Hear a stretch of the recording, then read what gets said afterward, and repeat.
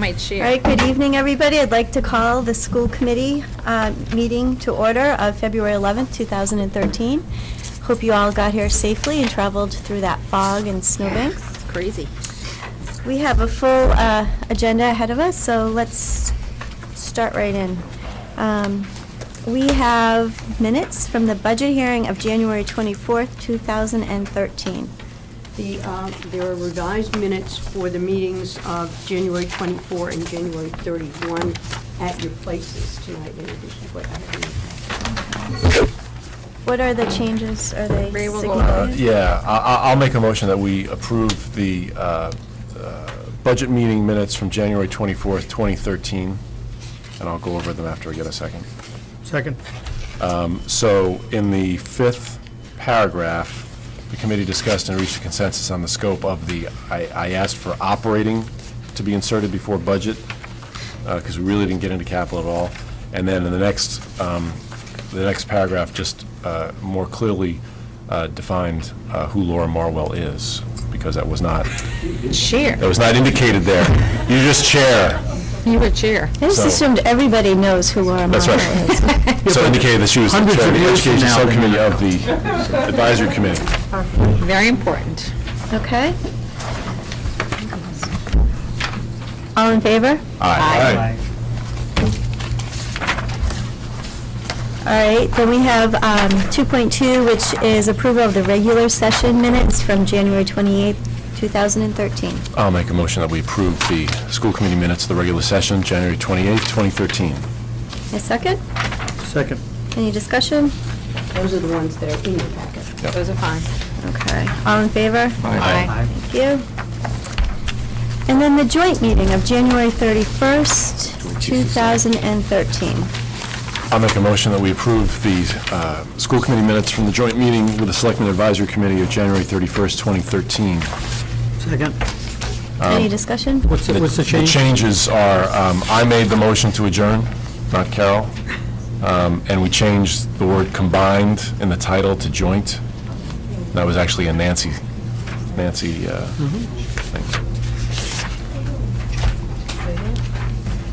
All in favor? I made the motion to adjourn at the bottom, and combined got changed to joint in the title. Instead of combined. Yes. Sounds Got better. it? Yeah. Thank you. Okay, all in favor? Aye. Great. Perfect. Moving right along, we have student communications, and I see no student. I assume that there's an unwritten rule that says if you take The school, no student rep. Maybe he's That's at fair the boys' hockey game, you never know. There you go. Okay, next is for any communications dot. Sorry. 5 is questions and comments. I've received none. Received none, I've received none, so we can move right along. 6.1 is to hold a public hearing on the proposed fiscal year 14 school department budget. As you all know, we have had several meetings on the budget during the month of January, rolled right into February. We had our joint presentation last week with the Board of Selectmen Advisory, and now we are receiving an update from Dr. Gallo. There we go. Goes through. So I put together a little slideshow. Many of the slides are slides that those of you who have been here many times have seen. There are a couple of new slides that update the budget because we do have yet another update going in the right direction for tonight. So for the folks at home and for people who haven't been at this meeting on a regular basis, I'm going to go through it fairly quickly. And certainly, we have detail on all of the budget items, and anyone who'd like to see more of that detail, we would certainly be able to and happy to accommodate them. We made a big thing this year about the fact that we developed what we called a needs-based budget, and the definition, at least the school administration's definition for needs-based budget, is that it was a proposal from the administration to the school committee that reflects needs and priorities that were identified by our staff, by the principals and the directors and folks at central office. And of course, requests from the staff below that, teaching staff, specialists, department directors, and so on, within buildings, resource teachers, all have fed into the principal's requests. A needs-based budget is one that includes costs that are known to us, and many are at this point. Some of the tuitions are known. Many of the salaries, particularly of the Teachers Association, because it's a settled contract, are known. Or they're costs that are projected based upon information that we have. It's one that results from enrollment increases, or that's one reason for creating new needs or newer emerging needs, or a backlog of needs that reflect prior cuts or prior underfunding. And I think the most important thing about the needs-based budget is it's the beginning of the conversation. It's not the end, it's the beginning, and I think that changes that we have made to date do reflect that thinking. Steps in the budget process, and I've identified them here in color in terms of who's the responsible party or group. So everything started this year with a school committee planning session in September, and following that was the adoption of budget guidelines and assumptions by the school committee. So those were definitely school committee roles and the starting point for our work. In terms of what's there in the black print, this is what the administration and members of the school staff have done. We solicited input from the staff, the needs and the challenges that they face. We reviewed challenges that we've had, backlog of unmet needs, student and family needs, social, emotional, mental health, physical health needs that that sometimes challenge our students and their families, the many unfunded mandates that you've heard me speak about before, and so on. We reviewed the staff requests from the principals and the directors and other folks here at Central Office. We then prioritized those requests and began development of an initial budget, which we had done by the week before Christmas. And typically we would have a meeting at that point. We did not have a meeting this year, but we did send to the decision makers and put on the website the budget message from me, which had all of a summary of the details of the budget, and also the PowerPoint that we would have used had we had an orientation or overview kind of meeting. We've then refined that budget, which is still administrative proposed budget, as additional information has emerged, and you'll see more of that tonight, and that's ongoing and will continue to be ongoing until we anticipate that the school committee will adopt its own budget on February 25th, most likely. So the school committee did begin review and deliberation, made statements about priorities at the meeting of the 24th. The school committee will adopt a budget subsequent to this hearing, so that, again, would most likely be the 25th, which is our next formal meeting. And then the selectmen and advisory committee recommendations on the school budget will go to town meeting, and town meeting will take action. So that's the basic process. So you have the green school committee responsibilities, the blue would be the town side decision maker responsibilities, and the black are the things that we've done as staff folks. This is where the budget now stands. We started in December. Today is February 11th, and we are now at a budget that has the regular, and I'll have a bigger slide in a minute, so I know this one's hard to read, but you have a piece of paper in front of you with the numbers. The regular ed budget is now at 5.66%. The special ed budget in the green is down 0.84%. The vocational budget is down, again, one fewer student next year. And so at this point, the overall total proposed budget is at 3.94%. So this is the history. This is where we were in December. The combined budget being at 4.93. It's now at 3.94. And then you can see similar changes where we started for regular ed, 6.49, 0.63% for special ed, and voc ed has not changed since the beginning. This is where we were on January 24th. We had reduced the budget, and so at that point, the combined had gone to 4.28%, regular ed to 6.12%. Special ed had gone down at that point, and there was no change in vocational. And then at the joint meeting, we had reduced it by another nearly $80,000. Combined was at 4.09, the regular ed at 5.86, and special ed and regular ed did not change in those meetings. And I focused here on the percentage because that seems to be an area of concern as people look at this budget, but of course the real dollars are important as well. And so here we are tonight. We've reduced the budget by another $60,000, and that reflects the net savings for 2 additional teacher retirements. So those would be reflected in the 2,300 section of the account, but also in the 5,100 section of the account, because for each of those retirements there is some benefit to the retirees. So you see the savings, projected savings in the 2,300. You see a slight additional bump up in cost in the 5,100. So the net savings is about $60,000, and that what brings down the combined budget to under 4%, and the regular ed budget to 5.66%. Special ed and vocational remaining unchanged. So if we try to summarize where all of those changes came from, we had a number of changes, 255.599 thousand that were in personnel. That included 9 retirements to date, a leave of absence, and some other adjustments, someone not returning from a leave, that kind of thing. So there's several personnel things, and most of them listed specifically there, that have saved us $255,599.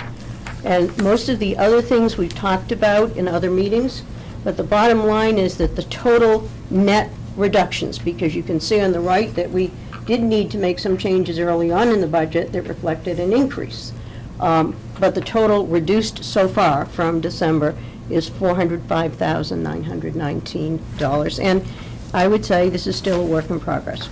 And I mentioned the other night to at least some of you that we do have 2 more retirements that we have heard verbally. And I hope I will get letters. I don't like to take anything out until I have something in writing. But I do anticipate 2 more retirements, and that could be a total of $60,000 to $80,000 even more, which will bring down both the regular ed piece of the budget, but most importantly, the overall piece of the budget as well. So I do anticipate the next time we meet together on the 25th, and when we get to the point of voting, we'll have some more information. As well, we have a couple of leaves of absence of people who are actually living elsewhere, and we're still trying to confirm that they will not be back next year. Those are less of a savings than the retirements, but there is some savings when we have those kinds of situations, so that may kick in as well. So you can look for this number to get better. I guess better is a relative word depending upon your perspective, but I think for most of us here, a smaller increase is a better one. You've seen this before. This is our enrollment over a 10-year period. The red is the projected enrollment for next year, and that's doing our simple projection, not any net assumption of net in-growth or out migration. That's just making an assumption that kids will move along in the grade level cohorts that they are in at the moment.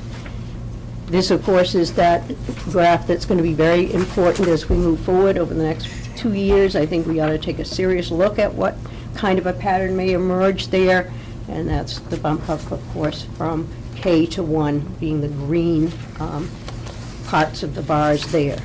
So 11 way back in 07, 08, 19 more youngsters in 1 than K in 08, 09, and the year we're in, 67 more children in today's first grade than were here last year in kindergarten, for a variety of reasons. Some of them certainly are children that have attended private kindergarten in our town or nearby, but others of them are children who have moved in into the town. So that's a number we need to pay attention to and what it will portend over time. We did make an assumption that while there were 67 youngsters this year, for the purpose of projecting our expected enrollment for September, we made the assumption that there would be 60 youngsters this year That probably is on the low side, and we made the assumption, because you have to start with some assumption, that the 60 would be 15 in each of the 4 elementary schools, and likely that isn't going to be the case either. So the red bar on the very first graph is the one that reflects the 4,182 projected K-12 students for September. Again, we think it's a soft number. It's doesn't assume any net in or out migration. And basically, we simply move the 5th grade to the 6th grade. We move the 8th grade to the 9th grade. We assume that the 12th grade will graduate, or a small number of them will stay with us till age 22 if they have IEPs that require that. And then we made an assumption about kindergarten, and I talked about that a minute ago, and how many would bump from K to 1. So the 4,182 we think is a modest projection. Gone over this many times. These are the offsets to our budget, and for the most part they come from grants in the case of the special education budget, and in the case of the regular education budget they come from things like tuitions that parents pay for our integrated preschool and extended day kindergarten groups. They come from athletic fees that students pay. They come from rental or building use fees that community members pay for using our buildings and our grounds. Cable offset is here. We get some money from cable that helps to support our teaching of TV production. So the total amount in offsets for the special ed budget is about $2 million, just short of that, and the 2 major drivers of that are the IDEA grant, which is the federal aid, the only federal aid we get for special education, and that's $825 to $265, and the circuit breaker, which varies, of course, from year to year. But for next year, we have in an account, we'll have by the end of the year, $777,000 that helps to offset our special ed budget, and largely we use that for paying of tuitions and sometimes the transportation that goes with those. So the total amount in offsets is $2.4 million, and so the budget figures that you've seen up until now are net figures, and they're net of these offsets. We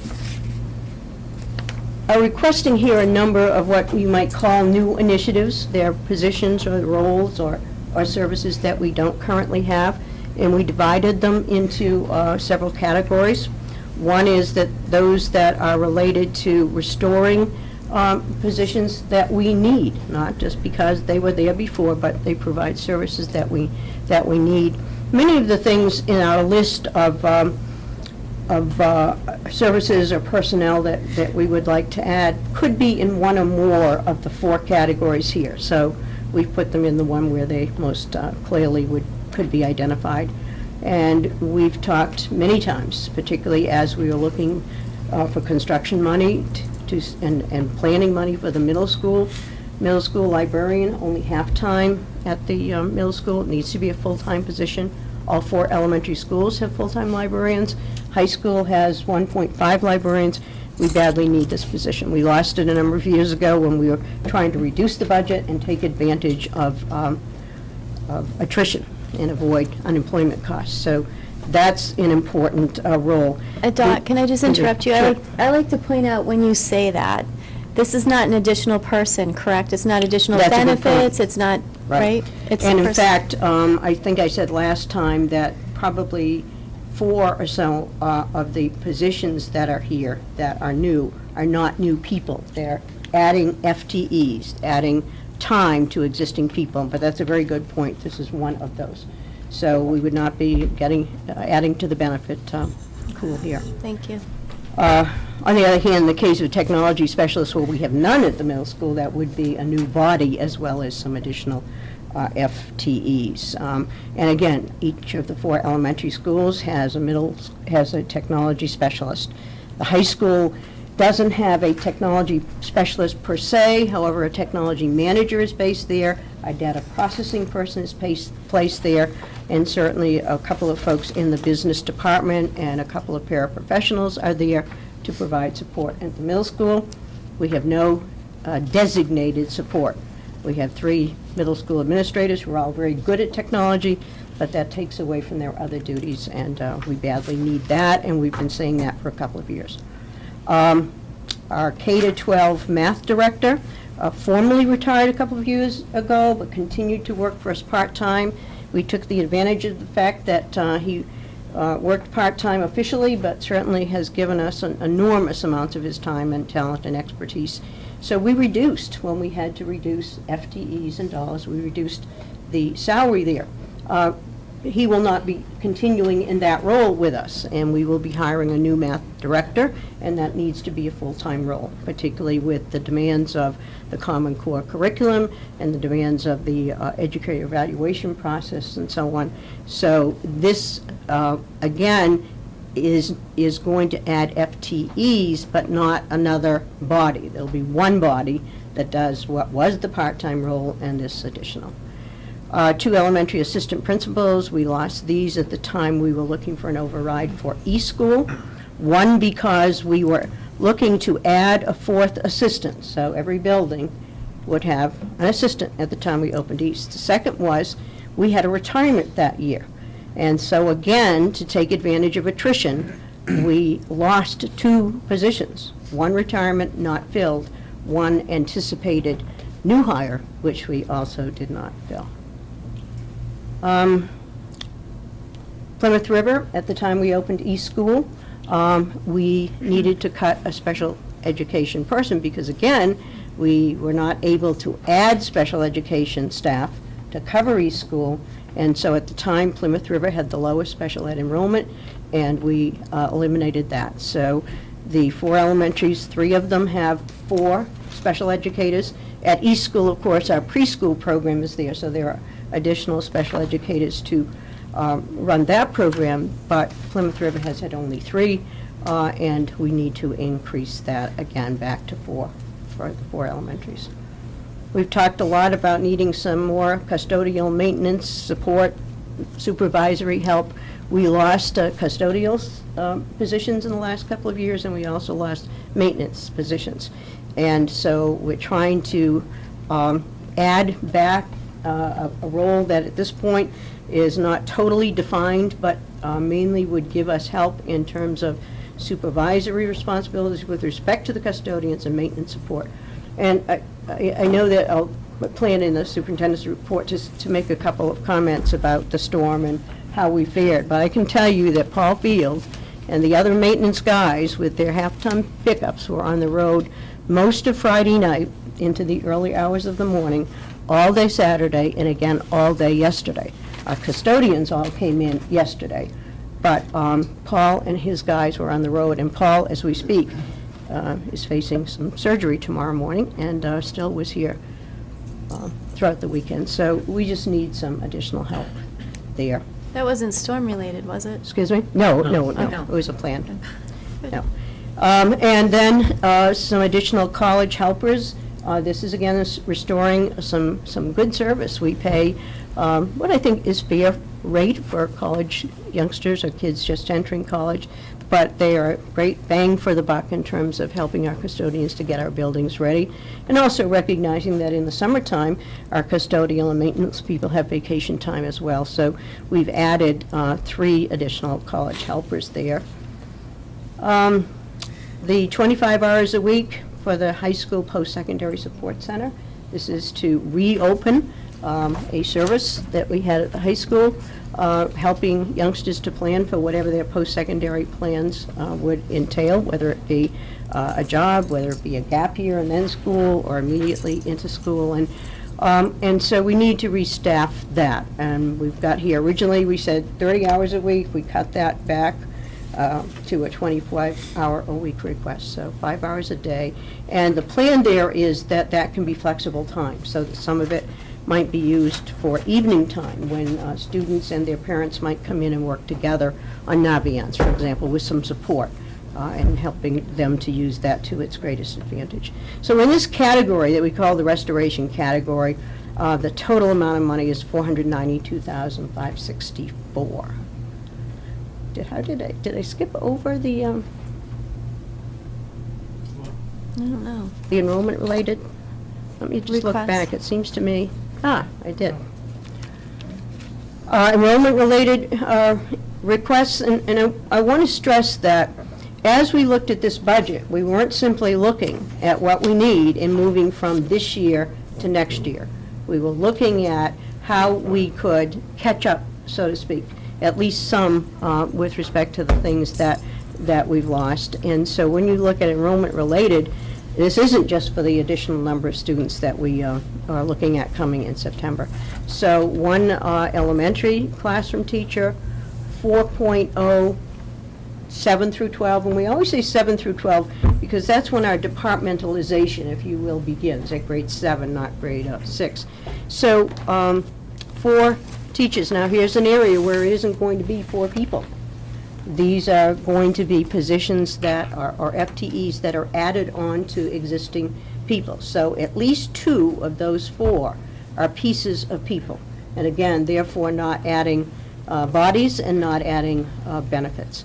And some additional focus here, the last several years, we've looked mainly at core subject teachers, but here we are looking, for example, to add to a part-time art teacher to make that person full-time. So that'd be an example of where we have needs that we can meet simply by adding time and not bodies.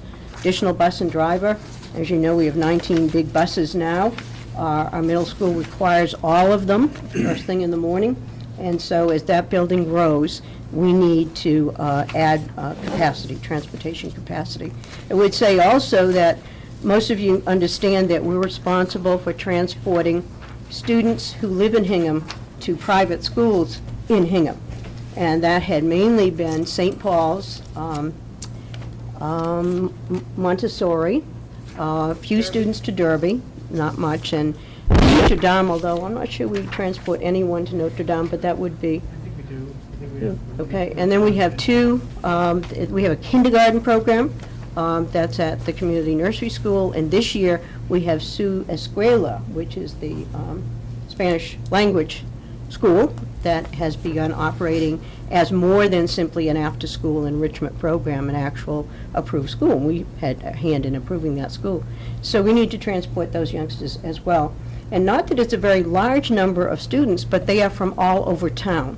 And therefore, we can't be as efficient with that transportation as we can be with our district school transportation services. And then assistant cross-country coach, that's certainly an issue of numbers of students. That's a huge program, over 200 of our youngsters in our track programs, and so an assistant coach there. Assistant sailing coach, which again is relatively small program, but when you have 25 to 28 students on the water and you have only one responsible body, that's a safety issue because that number has grown. Restoring, we did. Areas of unique need. 0.5 clerical support here, someone who can work in the hours from 4 to 7, at least Monday through Thursday. I've mentioned many times that late in the afternoon here, you'll see us running around, moving furniture, putting out signs, running off things for copies because the secretaries have all gone at 4:30. And we really can't find a way. I mean, my initial thought was, can we stagger those hours even more than we can? But we're really strapped here during the day as well. So this seems to be the most logical way that we can get some needed help, and not just help in terms of another set of hands, but some help in terms of expertise in technology and efficient use of PowerPoint, not my amateurish efforts here, and of Excel spreadsheets and that kind of data manipulation. Transition room tutor, we've talked a lot about the transition room and how important and valuable that has been. To date, I got a report about a week ago, they've served over 24 youngsters since we opened, a combination of youngsters coming from a recent hospitalization for either social, emotional, mental health, or physical reasons, kids suffering from concussions and returning to school, and some kids with other kinds of issues. But it's really been a very successful program, thanks largely to the person in charge, funded by the foundation, this year for a startup, and we're looking to expand that. So that would be a tutor role, and that would be the cost for the year for 27.5 hours a week person. High school health aide, we have a nurse in each building, but there's a big difference between having a nurse in an elementary school that has 500 students and having one nurse in our sprawling high school building that has 1,100 plus students. So a few years ago, we added a health aide so that we always had coverage, even if the nurse were called to some other part of the building for an emergency or an accident. But we need more of that, that help. I think those of us and those of you who have intact families with healthy children and so on don't often realize what kinds of situations that come across the door of the health room every day in all of our schools. Increased needs for people to dispense medication, children that have serious health issues, congenital or health issues or issues that require a lot of care beyond the typical, stereotypical putting on a Band-Aid. So that's something we need. Common Core curriculum has changed significantly, and particularly with respect to mathematics. And so we have a situation now where students who took Algebra 1 a year ago at the middle school had one curriculum. Now we've changed the curriculum of the Algebra 2 course and higher standards, higher expectations.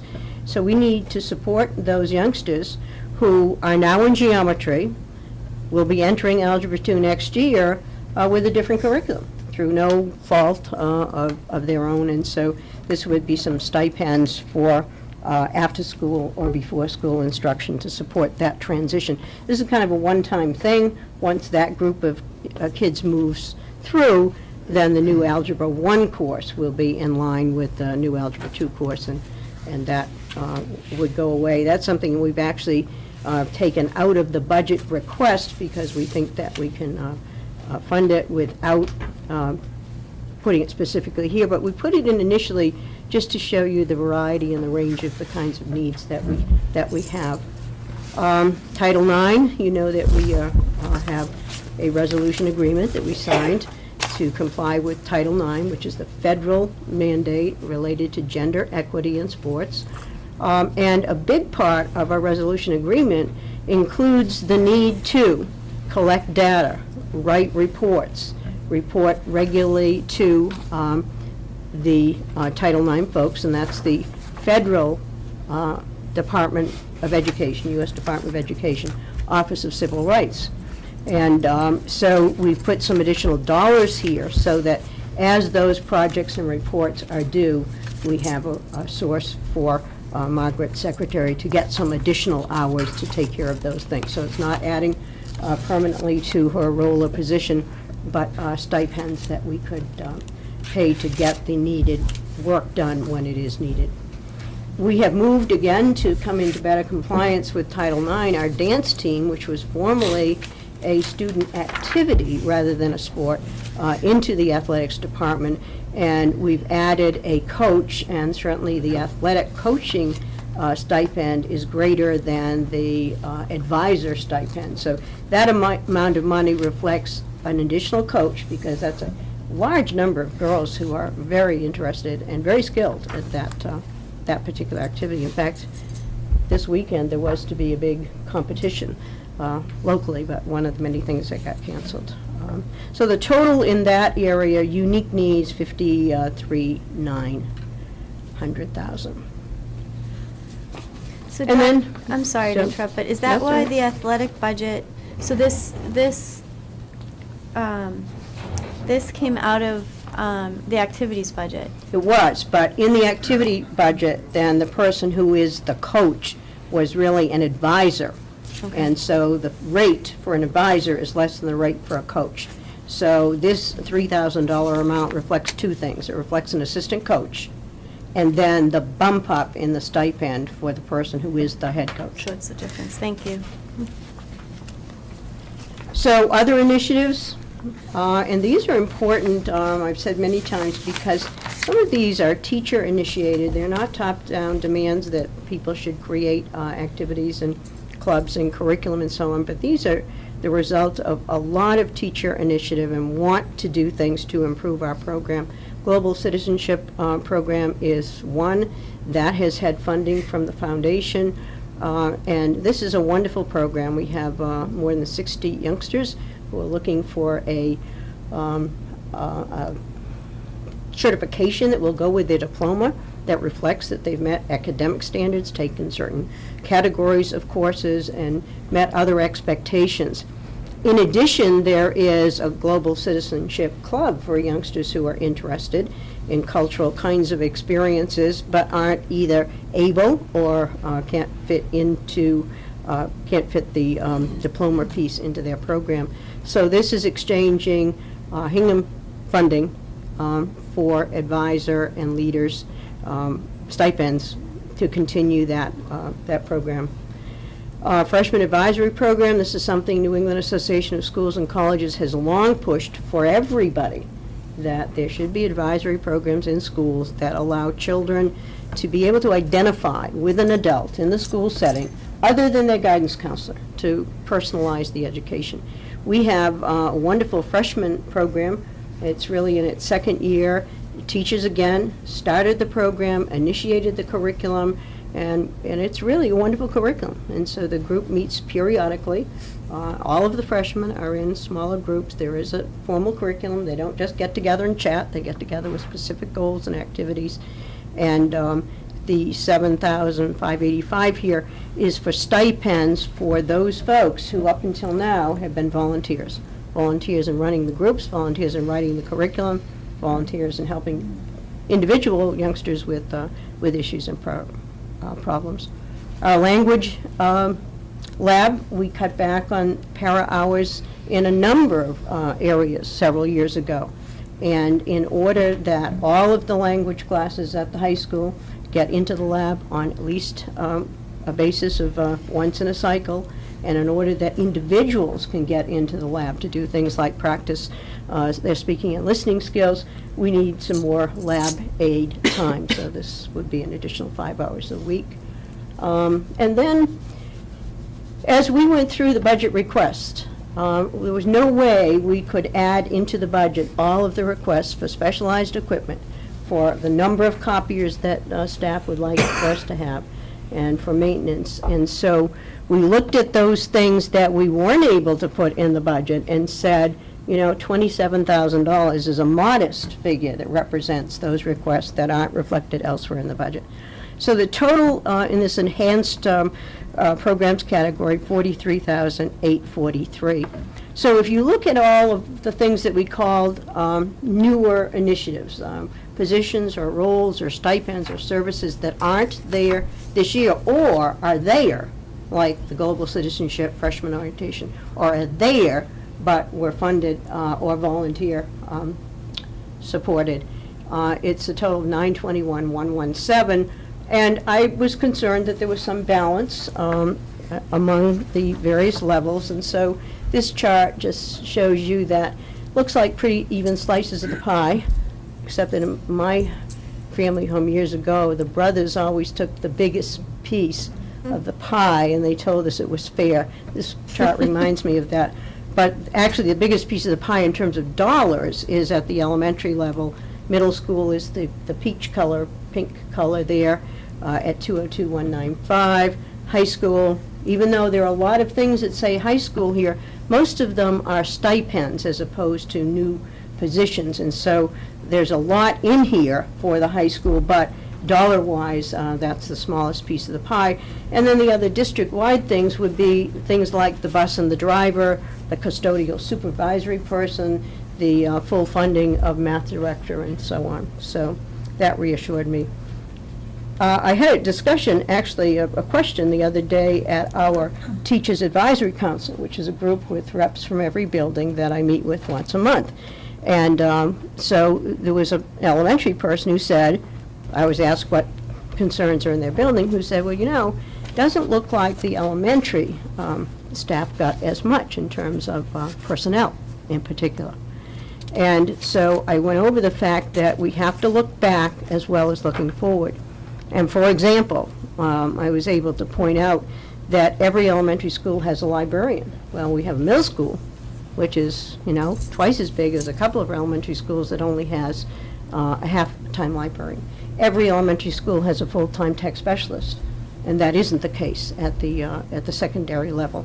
Even if you look at adjustment counselors, to be sure, we're sharing 2 adjustment counselors among 4 schools at the elementary level, but at secondary, we have 1.75 adjustment counselors for 2 schools at the secondary level. So if you consider the fact elementary and secondary are fairly equal in terms of total students, the secondary has 7 grades that it covers. The elementary, exclusive of preschool, has 6 grades that it covers. And so we've tried in this budget to look at fairness both in terms of dollars, but also in terms of a better equity than we have had with respect to personnel resources for the 2 levels. There were a lot of things that we didn't put in this budget, even though some people might say, gosh, you put in there everything but the kitchen sink. We didn't. There were a lot of things that people requested, very valid requests that I didn't feel, honestly, that we could do at this time. Restoring the adjustment counselors would be one of them, making middle school full-time and a full-time actually then at each of the 6 schools. Another elementary position, they asked for 2. We put in 1. Additional para educator hours beyond what we added for the health room and the language lab. There were more hours than that requested, so that's a total of 7.5 hours each in each of those categories per week that we did not put in. They were looking for an elementary reading evaluator. We got many requests from parents to do reading evaluations at the elementary level, and they wanted a full-time person to do that. And we have a 4/10 person that we can put in that role, but not a full-time. Additional tutor hours for that transition room. It's funded at 27.5 hours a week. They really wanted 32, which would be the full school day, every day, all day. And then many other, not unlike the prior equipment and maintenance needs category, many other texts, instructional materials, equipment, and so on, $100,000 estimate. And again, remember, this is a buildup of unfunded things in the past. It's not just that people want $100,000 more than they have had fully funded. So total in that category that we didn't put in the budget, $358,484. Moving on to talk a bit about special ed. We talked a lot about special ed last year because we had such a large budget and an unexpected bump up. So here the regular ed budget is about 61%. There could be slight tense. This graph was created back before we made cuts, and most of the cuts have actually come out of the regular ed, but a few out of special ed. So I think the relative proportions there, at least to whole percents, are still valid. But you can see regular ed at 61%, special ed at 25%. This is the history of special ed funding as a request, as a percentage of the total operating budget that request, and you could see reading down there what it is each year. You can also see that in FY04, that was when circuit breaker reimbursement kicked in. And so if you read way down at the bottom of the page, FY14, which is next year, the percentage of the total operating budget is 24.8, and it actually has gone down from what it was last year. That's a good thing. And then you can see the circuit breaker is all over the place, partly because when it came in initially it was not fully funded, and then it was fully funded for a couple of years, and then it was funded at about 40%, then it was funded about 70%, and so this year the dollars that we have in the budget for next year are dollars we know that we'll have in hand, and it's 777,118. So that has helped. A lot of things have helped to reduce the special ed budget. The 3 youngsters that we had to add last year will not be our responsibility next year, so that's one thing. We have 2 of our retirements are in this department, and so that helps to reduce things as well. When you reduce the number of youngsters that are in out-of-district placements, you reduce the transportation costs in a parallel kind of way. And then finally, our circuit breaker reimbursement is up some. So all those contribute, and of course, we have a new special ed director, and we have a new out-of-district coordinator, and everyone's making a lot of wonderful efforts in that area. Special ed enrollment, and this is for this year, just to give you a snapshot, and I call it a snapshot because it could change any day. But at a particular date in January, I suspect it was in preparation for the first meeting in January, which was the 10th, the first budget meeting. We had a total of 610 students with IEPs. 548 of them are served in district in our schools. That's the vast majority, obviously, and 62 of them, roughly 10%, served out of district.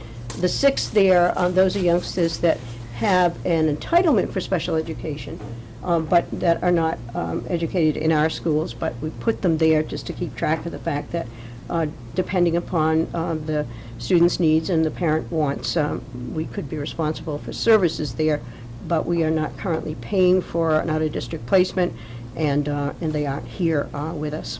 If you look at that enrollment building by building over on the right-hand side, you can see the number of students that are in every grade in house program.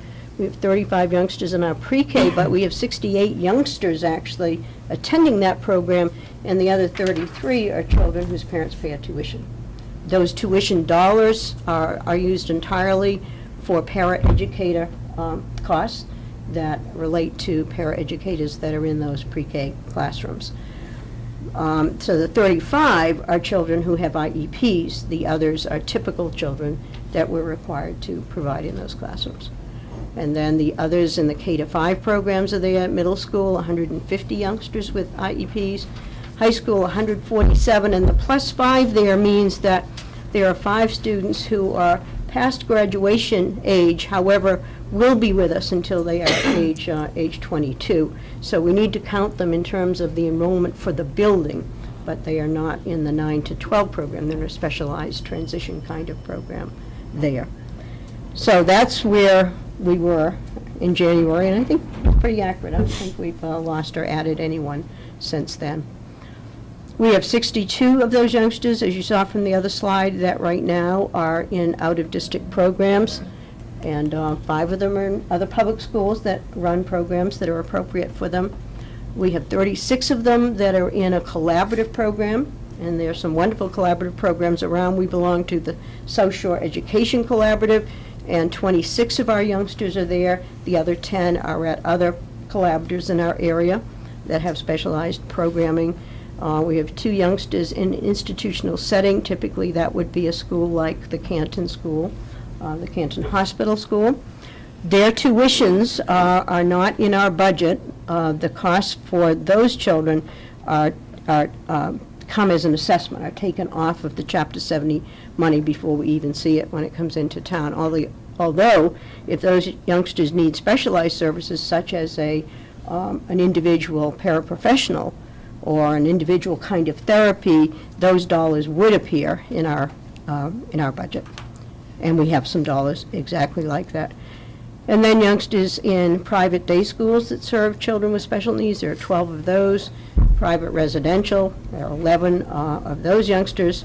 And we are budgeting, actually, when we started this, we were budgeting for 66 youngsters, but when we reduced the budget, because we knew we'd have a graduate, and we thought that one anticipated would not be needed, it's really 64. So budgeting for 64 for FY14, 62 youngsters currently in FY13.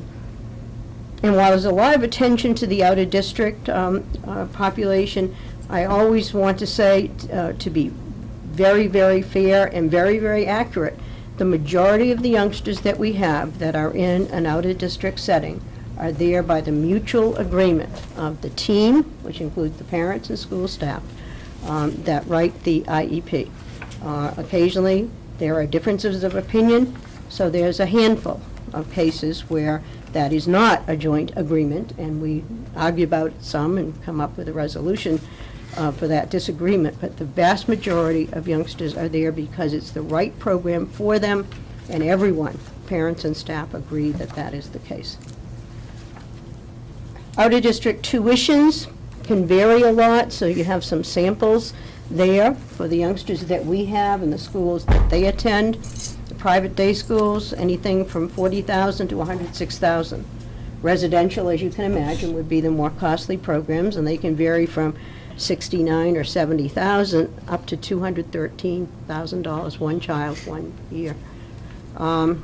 The public residential, the SEIS youngsters, I mentioned that, those dollars are subtracted from Chapter 70. Public schools are very cost-effective, $32,200 to $42,700. Our collaborative are range from $32,000 to $56,000, depending on the kind of program. There are some programs for some of our multiply handicapped children and children with significant needs that simply require a lot of personal attention. And so those are the more costly programs as opposed to a program for children with a language-based kind of disability. And then the other local collaboratives, roughly the same range there. We have a lot of mandates that have come down the pike and continue to come down the pike, and they do have a dollar impact on our budget. So I've listed here 4 that are upcoming, new, on a horizon, and I call them the heavy hitters because they're big dollars, both in terms of outlay of real dollars and time and energy and use of staff. New law, just this past summer, not even this summer, just several weeks ago actually, but effective this September, fingerprinting under federal fingerprinting law. It's an extension of our CORI, our criminal record searches that we do anyway for all employees. That's now a requirement starting in September for anyone new and phasing in for all of our staff over a 3-year period. Bookkeeping and processing for a system that really isn't even in place yet, which is another layer of concern we have. And the costs that are being talked about now are $35 for non-licensed personnel, $55 for each licensed personnel. And of course you can imagine that the arguments will be beginning about who should be paying for these fees. Is it a condition of employment and you're on your own, or is it something that is now imposed on someone that wasn't imposed when they took the job, and who should be paying those bills? I don't think there's any argument that getting more information about employees and their backgrounds is a good thing to do, but we don't have a good process in place, and it's not clear yet who's going to pay those bills. There is an act, Chapter 222, Acts of 2012, which provides benefits for students that we may exclude from school for things like weapons, drug and alcohol offenses, personal assaults, allegations of a felony. Up until now, such students were on their own, and certainly we could provide homework for them and suggest ways that they could keep up with their classwork. But unless they were students with special needs, we didn't have responsibility for funding their programming during the time they were out, and this law would make us responsible for that. It goes into effect July 2014. It has just been ruled within the last 2 weeks as a, quote, unfunded mandate. Now, we don't know what the consequence now will be and how that is going to be interpreted, but there was a challenge to whether or not such a law could be passed and imposed upon schools, and the ruling was that it's an unfunded mandate, and that ruling came from our state auditor. So more to be heard on this story, but if the law holds up as it is written, it would mean that we could have to provide things like tutoring, online courses, special placements for someone who might be out of school because of a weapons violation or a charge of a felony. Park assessment, this is a testing system that's going to replace the MCAS testing, because MCAS reflects our current curriculum standards, and with the core curriculum standards, we're moving on to something else. We just got word, told the school committee a couple of weeks ago, about the technology requirements for giving those tests. They are going to be given online. So there are all kinds of requirements for how many computers or iPads you have to have, for the fact that they all have to have keyboards, for the fact that they all have to have headphones and microphones, because there's a speaking and listening part of the test and so on, and let alone wireless internet requirements, bandwidth being a concern, the ability to test half of the population in any particular grade that's going to be tested simultaneously, and so on and so on. And this can be enormously costly. It is to go into effect with the school year 14-15, and so that was too late for this budget year, even though the guidelines, well, they came out 2 weeks ago. So might be something that would hit the budget big time in the next year. And the last one, sheltered English immersion training. The state is pushing very hard on provisions for students who are not native English speakers, and enormous requirements on training and training of all of your staff. I think there certainly is a likelihood with changes in immigration that we could have more students. But right now, we have 4 students that we have to provide those services for, and we do, and I think we do a good job of that. The requirement, however, is for everybody to become trained over, again, a period of phasing in, 3 or so years to phase in everybody. But the costs of the training could be significant. So those are the big things that are on our horizon that are mandates and things that we have no control over. I won't read all of these, but certainly we try to be efficient with the resources that we have, and listed there a lot of the strategies that we use to increase our efficiency and the impact that results from the strategies that we use. And some of them are little things and some of them are big things. Some won't result in a dollar savings that you will see in the budget, but they do result in our at least some ability to cope with the many changes that come down the pike, and to help us keep our sanity and our good humor. So there are a bunch of those there, and certainly this PowerPoint will be on the website tomorrow, as have been all of the others that have been part of the budget process. So if anyone wanted to go back and look at those, they certainly could. I won't read them all, because most of you have heard them or seen them before. So, back to where we are. Right now, where we are is a recommended from the school department to the school committee, a proposed budget of $42,165,427. That's up 3.94% from the year that we are in. And then you can see the different categories of the budget. I do expect the next time I speak, at least with the school committee, that that budget will be down even from there, and well into probably the middle threes, which we think is not just a respectable budget, but a budget that gives us an awful lot of things that we need badly and have needed a long time for a modest increase in dollars. We also, of course, have a capital budget that goes in a different route, through a different route, starting with our capital outlay committee, making a recommendation to our, long-range planning committee, making a recommendation to the town's capital outlay committee. That committee then will make a recommendation for the entire town's capital needs back to the advisory committee and the selectmen. So that process is ongoing. So you can see our original request, $1,267,074. And this is another area, capital townwide, that has been underfunded over the years, and so it just builds up and builds up. We push things out into the future saying, can't afford to do it this year, we'll do it next year, but at some point you have to pay the piper, and so this isn't just our issue, this is a townwide issue. So we started with $1,200,000. That number was brought back to this committee and heard recommendations from long range to reduce it to $790. And then for the meeting of the 30th, it was reduced to $660,734, which is probably about half of what the Capital Outlay Committee has had to spend the last few years.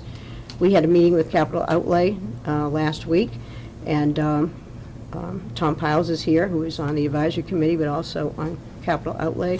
And at that meeting, we talked about two particular things that likely were going to be reduced, and so that's here in red, because that was a discussion.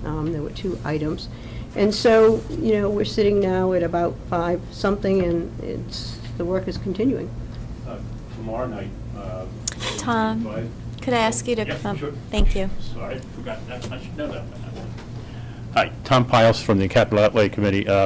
Tomorrow night, February 12th, the Advisory Committee is hearing the first hearing on the Capital Outlay budget, and you might want to have somebody attend. Thank you. Andy, is that on your schedule? It is now. I thought it was Wednesday, but I'm glad he's here. Okay. So, yes, Tuesday, so I thought it was Wednesday. Can you make it? Yeah. Okay, thanks. Which it probably should be noted that, you know, ever since I think about the 790,000, we've never had any discussion in this, as a whole committee, as to from the 790 down to the 660, down to the potentially lower than that. So, you know, I don't know if we should be Well, we having that did discussion discuss before the tomorrow night. 790. I said since the 790. Yeah, right. There have been discussions. I happened to sit in on the Long Range Planning Committee on 24, or whenever that was, when we got to the 660, the discussion there. But, so, you know, I don't know if Would we you like need to hear some details? John, are you prepared to present any details tonight, or? I could I mean- speak to what is in the I think if you will, to look at the thing with the tiny print, what remains in it in terms of a number of items is probably under 10. And the reason for that is that some of the items are very costly, infrastructure things that need to be done. Very large amounts of money, so it doesn't take much in the way of a number of things to add up to 110,000. And the other things haven't been thrown away, they've been moved into another category, but certainly Dr. Typically, share that we- information. Typically, we allow, I mean, that's why subcommittees operate. Long-range planning is working on our behalf. The budget process was very complicated this year. But John Ferris, I think, knows what the buildings need. And Andy and Paul and I were on long-range planning. And we're able to prioritize with, you know, John, you know, and with capital outlay, what the requirements are. But, I mean, typically, we're you know, we present what we need. We've documented our needs to the town, and we spend the dollars that we receive as we see fit going forward. I'm not suggesting that the number is not appropriate. I'm only saying that if there's a number being recommended by capital outlay before you've even talked about it here, there's a problem with that process, I think. And I know we've had a lot of things pushed in on us, and snowstorms and blizzards and field projects and so forth, but, you know, as we look forward, you know, going forward in the future, I think we ought to look at a process so that the whole committee has a chance to talk about that. Again, because when I was at the Long Range Planning, I'm not on the committee, but I happened to be able to attend that subcommittee meeting, and we got the 660, that was really skinny it way down, and now to take another 110,000 out of that, like Dr. Gallo is saying, there are some things on there that are significant money, but have, you know, 2.5-year paybacks. So, you know, it's not, it may not be a good invest, and I don't know which items are in there, that's all I'm saying. Well, we can get could I just those. say one thing? Sure. So, as I sent you guys out a recap of our meeting last week with Capital Outlay, they have their criteria of 6 buckets they put everything into, and some of those things did not meet any of the buckets, so that's why they were able to defer them. I will try to get from Tom or Ray the actual definitions of all the 6, so I can pass along to you, but that's where some of the stuff gets deferred. But I do think Tom, either it was Tom or Ray, had mentioned, it's unfortunate the town can't allocate more dollars to capital, because the town as an aggregate could use a lot more in capital. I think it's the town, it's not, I think there's a, I wouldn't use the word can't. I would use the word, in this case, there's something somewhat discretionary there, because we're talking about allocating money for other, you know, we're talking about other monies in the town that we're allocating for other purposes. Okay. And I'm not saying that's right or wrong, but, you know, there was a time, some on the advisory committee will remember, we said we'll start with a capital number that we really believe we have to have, and then we'll budget accordingly. And each year, I think we back away from that a little bit. But Dennis, all right, I'm gonna interrupt, because we have a full agenda tonight. We're given bottom line, we're given dollars from capital, and then John and capital outlay, long-range planning, will determine how best to spend what we've been allocated. So you can attend those meetings if you want. It's really up to long-range planning to help John prioritize our needs. I mean, it's how, unfortunately, we've had to work during these really tough years. I'm sure they got over $4 million in requests this year for capital. And they only have $2 million to spend, budgeted, and it's really going to be less than that, I think, in the end. And we went into that meeting with our proposal of the 660,734, which we've had for several weeks. And so at that meeting, Capital Outlay Committee began their prioritization. So it wasn't as if we went in and said, you know what, we've cut these additional things out. I mean, you had, how many, $3 million at this point after all of the initial reductions?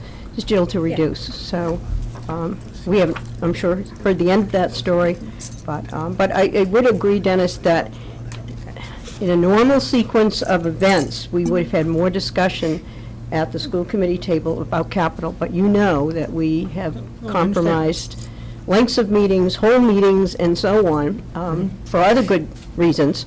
But we can only do what we can do in the public forum. But I'm glad to know about that meeting, so we can make sure that we get someone there to hear the rest of that discussion. And I can provide the consolidated list of the 660 to the committee. I mean, that's a very, actually, we had copies of that we gave to Capital Outlay last week. And actually, I sent it out to all the committee members. You did. We all have so it, all so. the committee members got You that know, the via 660 email. I've seen, I don't know what the 110 That's is. what all the The details 110 were of was the in the email. 660. It was the 80,000 for the energy management system And the at, 30,000 at the High school and gatehouse. 30,000 for the well, the gatehouse. 80,000 was the energy management system at South. For the high school. For the high school. And then the 30,000 was for the gatehouse. We're doing And renovations. I know we want to move on, Carol said, but Yes. one of the criteria is, if it's working, it does not qualify. And the fact that they actually kept one of the EMS systems in, because we don't want to have that breakdown, is actually, right now, a small victory. Okay. But Okay. Tom might ruin my thunder tomorrow night. So here's the categorization at the 660 level into the different kinds of uses that we would put that to. John's going to go over the budget forecast, and let me say while I have the floor, because he's going to feed into that, that on a number of the items that are there, that were deferred between the time it was 780 to 660, a number of them we said, well, perhaps we will be able to get that done this year. So I want to make 2 points about this. If our budget is fully funded every year in terms of the reasonable meeting of the needs that we have, whether it's capital or operating, we have always felt, and certainly as long as I've been involved in this role, and some of you, for a lesser time, but our feeling was always that if we got to the end of the year and we did not need to expend all the funds that were allocated at town meeting, then we should just send that money back, because after all, our needs have been met, and the money should go back to the town if we didn't need to spend it. But those were years, many of them, when the school committee had its own capital process, because it's only been in recent years that the process has been combined, and it's worked well overall. But it used to be, before the town started putting the capital budget as part of the operating budget, used to be that if you sent money back to the town at the end of the year, then that money you might see again, either for your department or some other department, in allocations that came from reserves, if you will, and funded capital in the following year. So if we sent back 200,000, 300,000, we always felt, okay, that's a good source then of funding for all of us in the town for the subsequent year. That no longer happens, because when the change was made that capital funding would come out of operating, now any money that goes back to the town at the end of the year falls into the reserve, and those dollars are no longer used to support operating or capital needs. So certainly that makes me feel differently about unexpended dollars at the end of the year. In years where our needs haven't been met, and in years like this, where we're having, and every other department as well, is having to make major cuts in capital. So my feeling is that if all of our capital needs can't be met, and we have to take those things out of the budget, and we end up with dollars that we haven't expended, which were allocated to the school department, it seems only good sense to use those dollars for needs that we couldn't meet otherwise, rather than to have that money go to a reserve area and then have to ask again for reallocation of the needed dollars in a subsequent year. And that isn't how I've always felt. I always felt if we ask for things and we don't need all of those dollars, then we should give back the money. But when our needs aren't met and we've cut to get where we are, I feel differently about that. And I think we're going to be recommending to you that if we end up with some dollars at the end of the year, that we should expend them in areas such as capital. And we won't know that. John's going to do a forecast tonight. We won't know where we are definitively, but to me that's fair game. And I think another thing that I've been thinking about a lot lately is that there's an awful lot made of our percentage increases from one year to the next year to the next year and so on, and I want to kind of compare them with the town and also look at them longitudinally. But you know, honestly, we've had years in the past when we've returned $500,000 to the town. Now, $500,000 is more than 1%. And I don't think we've ever gone back to our budget and said, for example, well, you know what? We didn't really get 5.2% that year. We got 1% or more less than that.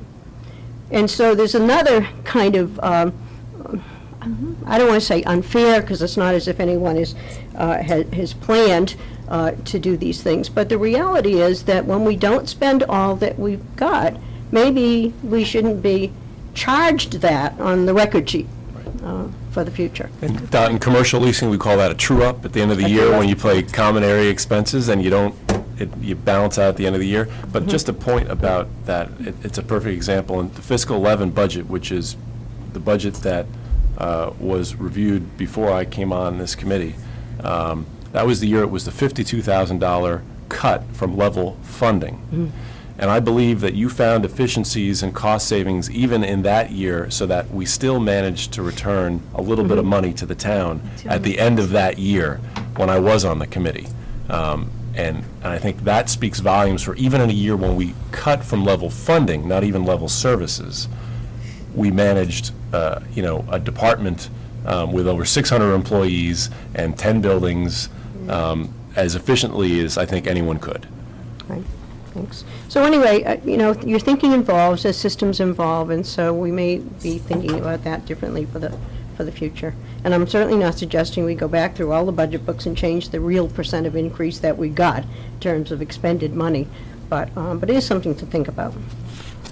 So, next steps, school committee, we anticipate will adopt its budgets, capital and operating, on the 25th.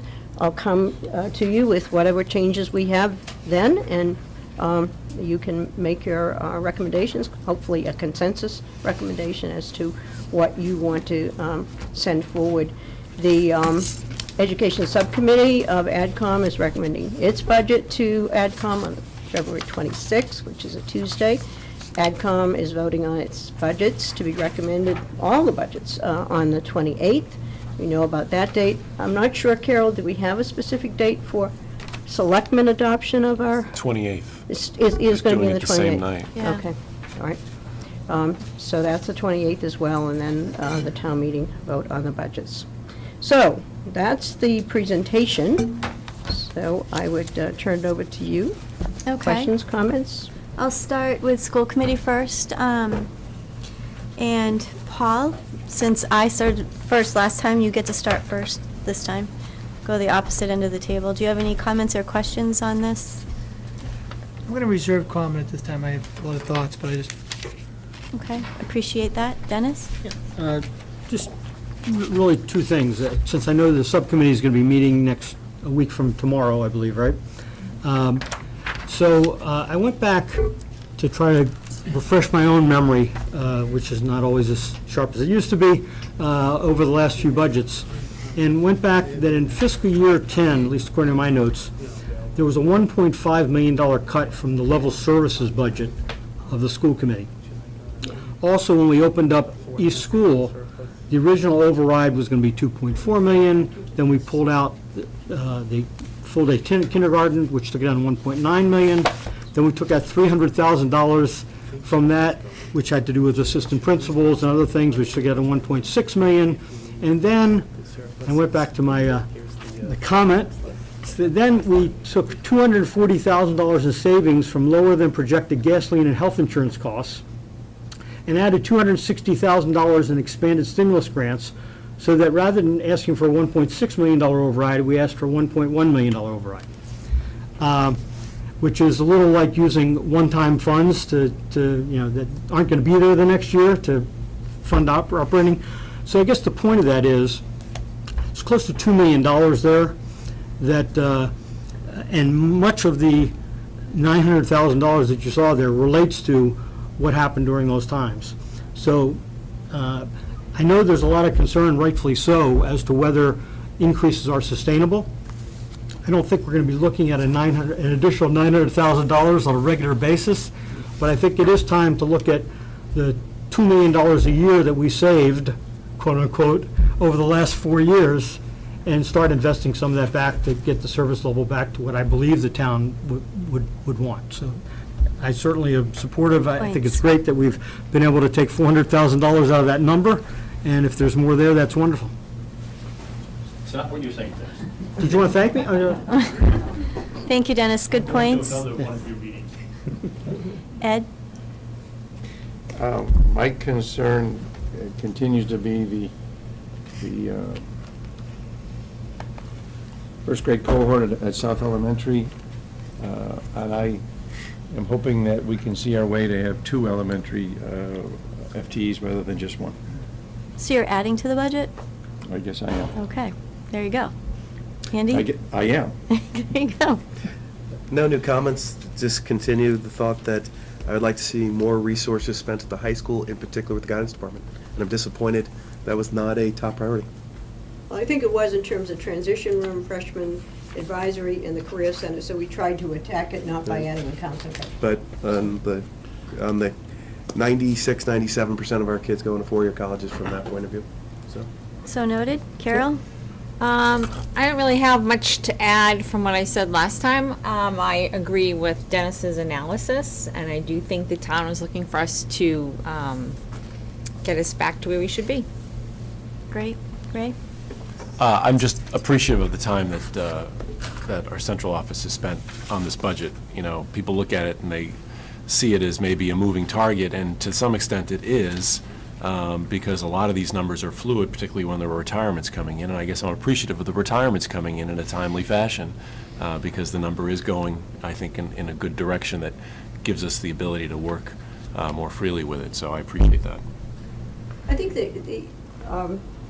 the thing about the retirements, too, is people talk about a sustainable budget, and often folks think mainly of 2.5, and how can we have budgets more than that and sustain it? And certainly there are other sources of funding. We have the revenues and the offsets, but retirements, if you think of the kinds of retirements we get at this time of year, when people are not, are beyond the point where they could get the retirement incentive, they have to notify us early for that, that the retirements we get at this time of the year can be a savings of $35,000 to $40,000 a pop. So you take 10 or 12 retirements in a year, which is not unusual for us, and 10 or 12 retirements in a year can be 1% of valuable dollar and funding of important programs. So that's important to take into consideration when we talk about sustainability. My comments are broad in nature, in that I ask you to pull out, if you have, your 5-year forecast that we received from Ted Alexiadis, in which the town budget is estimated right now to be $91,425,921. Our proposed budget that we're looking at right now is $42,925,921. $165,000, $427. It's 46% of the town budget. If you go back, 1975, our education budget is 58.6% of the town budget. 1980, if you take this in 5-year increments, it was 56% of the town budget. 1985, which was a good year, 53% of the town budget. 1990, 46.7% of the town budget. Dot, when did you start as superintendent of schools? In 2001. Okay, 2000, 50% of the town budget. 2005, 46.9% of the town budget. We know you're thrifty. I don't know if we can contribute 4% to you, but 2010, 46.5% of the town budget. 2012, 46.2% of the town budget. This budget is 46.1%. It's efficient, it's effective, it's where we should be, and I support it 100%. And I look forward to our debate and vote on the 25th. Any questions from anybody in the audience? Okay. Then we're good with 6.2.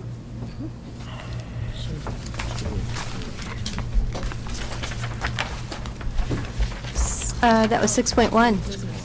6.2 is to act on the declaration of intent to dispose of, and this makes me so very happy, surplus inventory items as recommended by the Hingham Public Schools Director of Business and Support.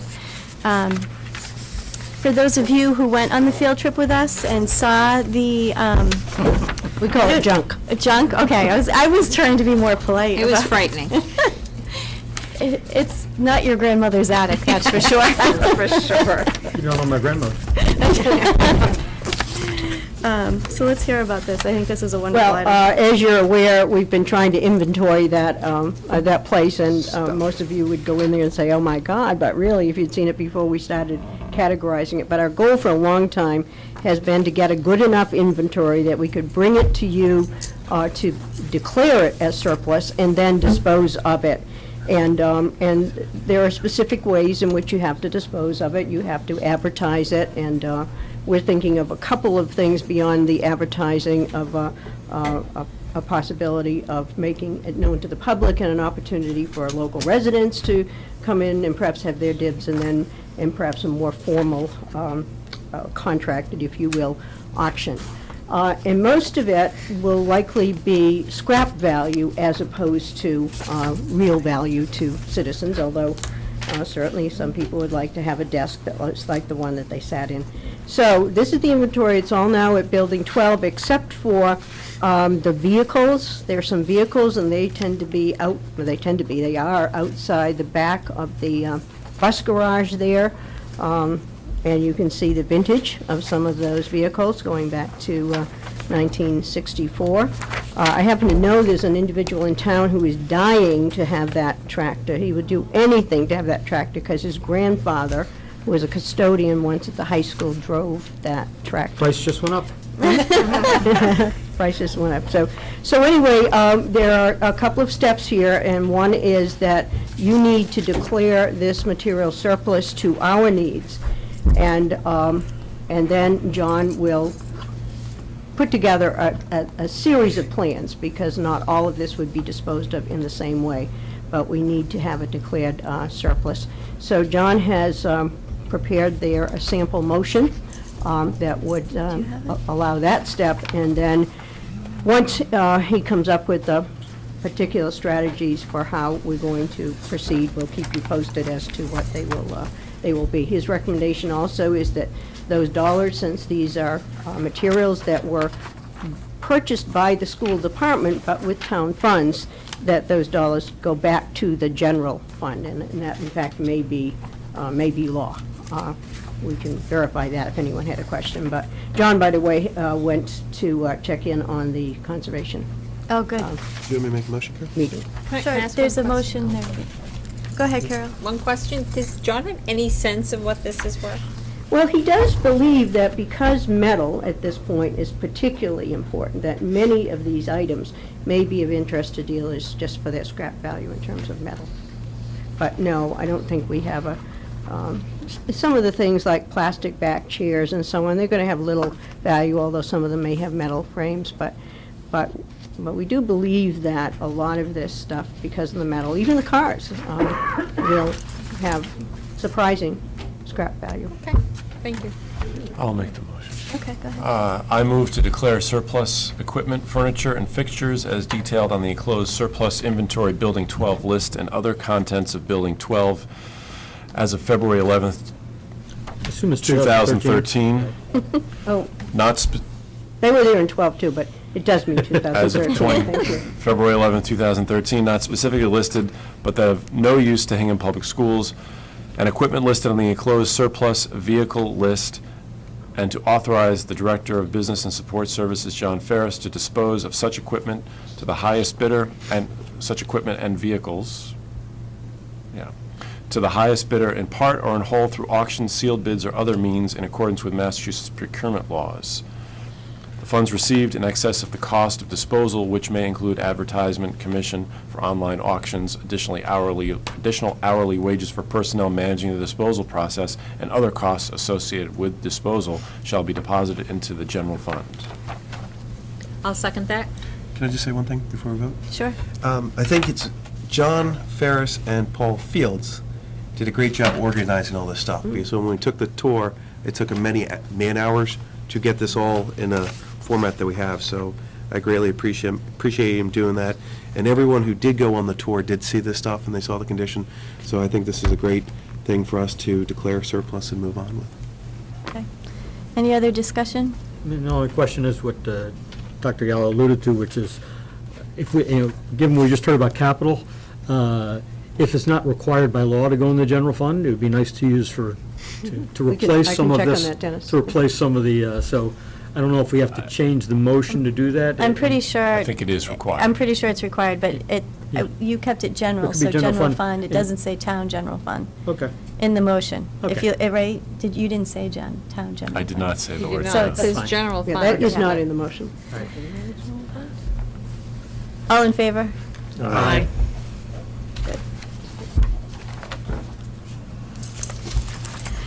6.3 is to receive a mid-year update on progress of the superintendent and our school committee goals for 2012-2013. You do have my written report there, and I, as presenting this report to you as well, I'm meeting with the people that I directly supervise, who would be the people in this office, the principals and the directors, to review their mid-year goals. And you remember this year, we asked the principals and directors in central office to write SMART goals, which is the phrase that's used to describe the kinds of goals that will be part of the new educator evaluation system. So we tried to model that in a similar way in these goals. So the report is there. We have to answer any questions on it.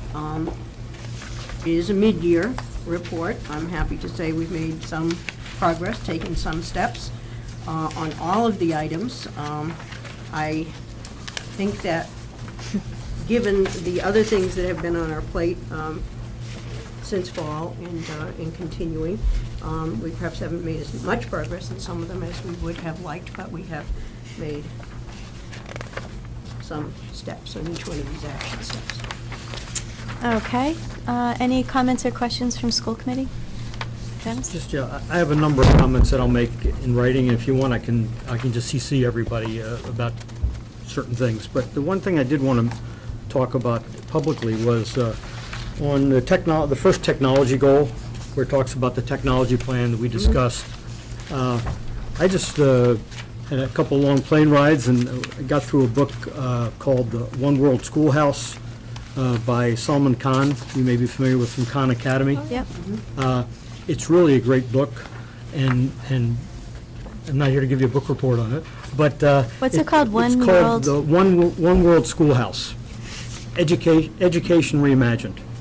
And the short answer to that is, and something that Dr. Gallo and Ellen and others I'm sure are aware of, that where we have this idea since the Industrial Revolution of going through schools by cohort, together in time, kind of, there have been periodically over the years more of a mastery-based approach that what level, when do you reach your mastery of arithmetic and multiplication and so forth?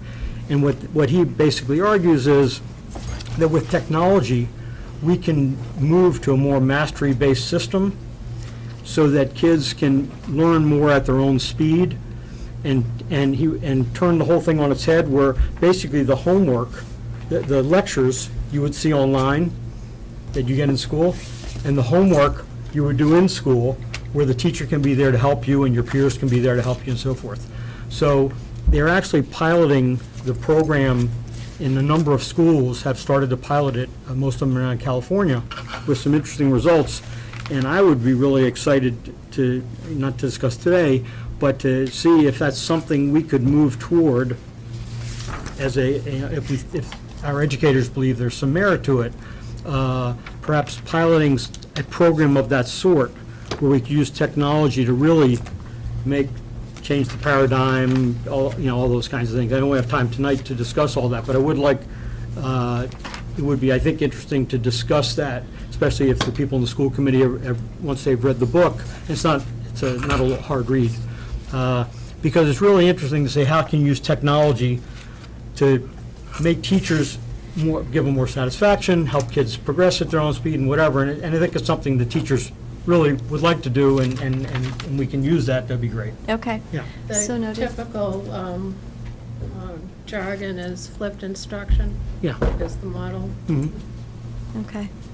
Any other comments or questions regarding our goals from anybody?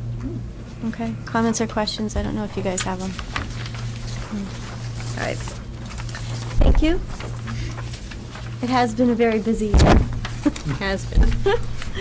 It's only half over. Yeah. 6.4 is to hear a quarterly update of our school department operating budget. So we left you with, John left you with everything. John left. Okay. What's coming around, and I think we have enough for the audience, is a quarterly update. And, wait till everyone gets a copy. Yep.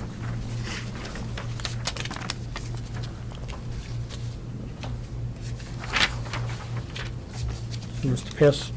Yep, pass them out, yeah. I've got some more here if we need them.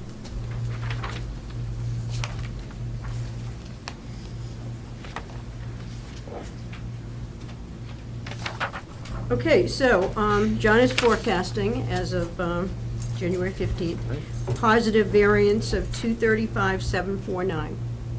So that's not a definitive prediction, but based upon what we know now about our various accounts and where the spending levels are, 235,749. So that's the figure, or a figure like that we would be looking to expend in capital areas, if it is still there in at the end of the year, at the end of June. That's 6/10 of our annual budget for the current year. 6/10 of 8%, not even a whole percent. Primary drivers of having this unexpended, and I don't like to use the word surplus. I like to use the word unexpended allocation. Is positive hiring, and what that means is that we were able to hire not only within the budget that we predicted, but that we were able to hire with some degree of savings. That's somewhat also a function of people that may take a maternity leave during the year, and we replace those people for at least that portion of the year with someone who has a lower salary. So that's one of the main things. Reduce special education tuitions. Last year at this time we were predicting 65 students in out-of-district placements, and we actually have 62, so there was some degree of saving there. And also impacting the net budget in a negative way, on the other side of that, is the energy and utility costs that are greater than we had anticipated when we were building this budget a year ago. And there's a small variance in the other category, and that's increased maintenance spending. And certainly this weekend is a perfectly good example.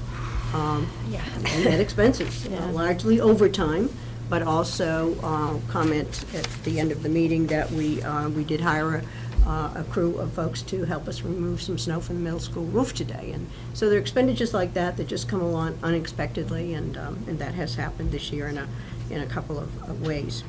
So if you go through the different accounts in the budget and look at the ones where there's a major variance from where we anticipated that we would be, the salary accounts, as said above, that's a positive $67,000 there to the good. Utilities and gasoline, on the other hand, have been more expensive than we anticipated. And of course, that impacts the budget, or at least the thinking about the budget going forward. So that's a negative $37,671. Out-of-district tuitions, and that's net of circuit breaker, a savings of $110,545. Fewer youngsters in out-of-district placements. And going along with that, if you have fewer youngsters in an out-of-district placement, then the transportation likely is going to go down. So those things go together. As we built the budget going forward, we are anticipating needing 2 less tuitions right now than we thought when we started the budget process. So we monitor those things. So that's $110,000 to the good. And quite honestly, over the years, if you look over the years at variances in categories of variance, they're always in the same areas. It's always in special ed because that's such a fluctuating thing. It is always in personnel because we have such fluidity of personnel, people taking leaves, people retiring in the middle of the year, para-educators who move on to a full-time job, that kind of thing. And so there are lots of opportunities during the year. We don't always end up with the people that we started with, and so that's the second category. And the third category, when there are big variances, is typically in utilities and gasoline, fuel, those kinds of things. Under the contracts and transportation, that's a number to the good, and that's largely for 2 reasons, both related to special education. One is reduced need for transportation, and the other is the legal fees. We had, as you know, a couple of years ago, we had a number of placements that we were not always agreeing with parents about, and we had some legal costs that went along with that, and that period seems to have moved on, which is a good thing, to a more stable level of looking for year to year, and so there's some savings there. And then there are a lot of pluses and minuses in smaller amounts, in smaller accounts, and if you put those all together, it's a negative variance of $7,130. So adding up the pluses and taking away the minuses, at this point it's $235,749, and in terms of the capital budget, a plus of $4,200. So it's a good place to be, but it's not a definitive projection. Likely, there may be some more expenses that we don't know about in terms of emergency things. Less likely that we would have any big pluses or minuses in terms of personnel, because if people are here to this point, then we've projected ahead what their salaries will be. Sometimes there's a small variance if we one paraeducator moves on and we hire another one, but those would be very, very small variances. So in those categories, special ed, of course, could change at a heartbeat. Someone moving in or someone moving out, unanticipated, that could be a big variance.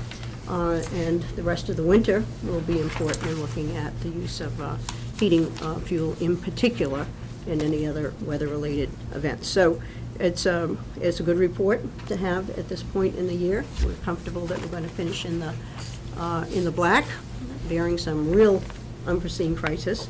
But these are, of course, this is a summary, and there are pages and pages and pages of detail in terms of the pluses and minuses, and certainly anyone can have a look at those, but often they mean little without the context of knowing things like cash flow and patterns, and when revenues from things like tuition come in and when they go out and so on. So that information is best summarized in this form for its readability, but certainly these numbers come from some very detailed figures, which John would be happy to go over with anyone who needs to have that level of detail.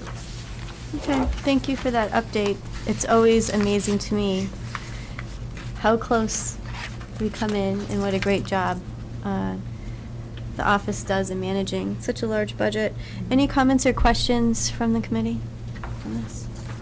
Any comments or questions from the audience? I guess, sorry. Andy, you missed your chance. I went That's from all right. committee, I'm kidding you. What do you? No, I just think, I agree with Dr. Gallo and John Ferris. If we have extra money, we should possibly get some of the things done in the capital. And so, Talk about that in a Yeah. couple months, right? right, so, but just so there's clarity here, it was a recommendation, and that's We something would that come I would back to say you with support. some specific Right. recommendations later, but we wanted you to know that that's our thinking at this point. Okay, great. Andy, that brings us to 6.5 is to hear a report from Andy Chapter on the high school fields project fundraising. Okay, so I have some stuff here for you. First of all, this is the exciting part, because as my friend Tom Hoffman says, this started back in 1998, so the fact that we're actually talking about fundraising in 2013, I think is a good success. Recap, we did establish a gift account for people to make donations. We did make a press release that was published in the Hingham Journal. In that press release, we also provided links to both the town warrant and also to schematics of the project, in case anyone was interested. One also thing is Dr. Gallo and I did receive a sidebar comment from someone to use this way as a tax, since we established this gift account, we did receive an email communication, which Dr. Gallo will talk at a later date about. Someone who gave us another idea of how to expand gift accounts for other things we might want to do. So it was good that we received some feedback. The next steps, and I want to repeat, this is an outline and I welcome input. Nothing has been decided. Everyone on the school committee should have received a PDF from Gale Associates, provided non-traditional funding alternatives for public athletic facility projects. This is a very good template for us to work with. Unfortunately, many of the public grants, the sports organizational grants, the corporate naming opportunities are not available to us. We already, yes, everybody, I Yeah. think, took a shot at, contacting Right, people. and- so, it's Well, good to... actually, it's the grant that I looked into is, we can apply for that, and it's coming up soon, the application. Which one was that? It's the USA football. Okay. So, I mean, it was a good template. I mean, there's some things that do work, but a lot of things don't work. One thing we did also learn, though, that we will proceed on, is that Bill Seymour has told us in the past he's heard of Coca-Cola or Pepsi might be willing to donate a scoreboard, not having their name on it, but if we were to use their products in the concession stands. So it's one avenue to pursue. There's also other things in that thing about cell towers, green energy, but I think that's well down the road. The exciting thing is that we have a collective of community-minded citizens called the Hingham Green Machine that is hosting a fundraising party on March 2nd. It's a very low-cost event. It's $25 a person. It's mainly educational. They do have some money-raising ideas, which I'm going to skip over and get back to because we need to do some discussion.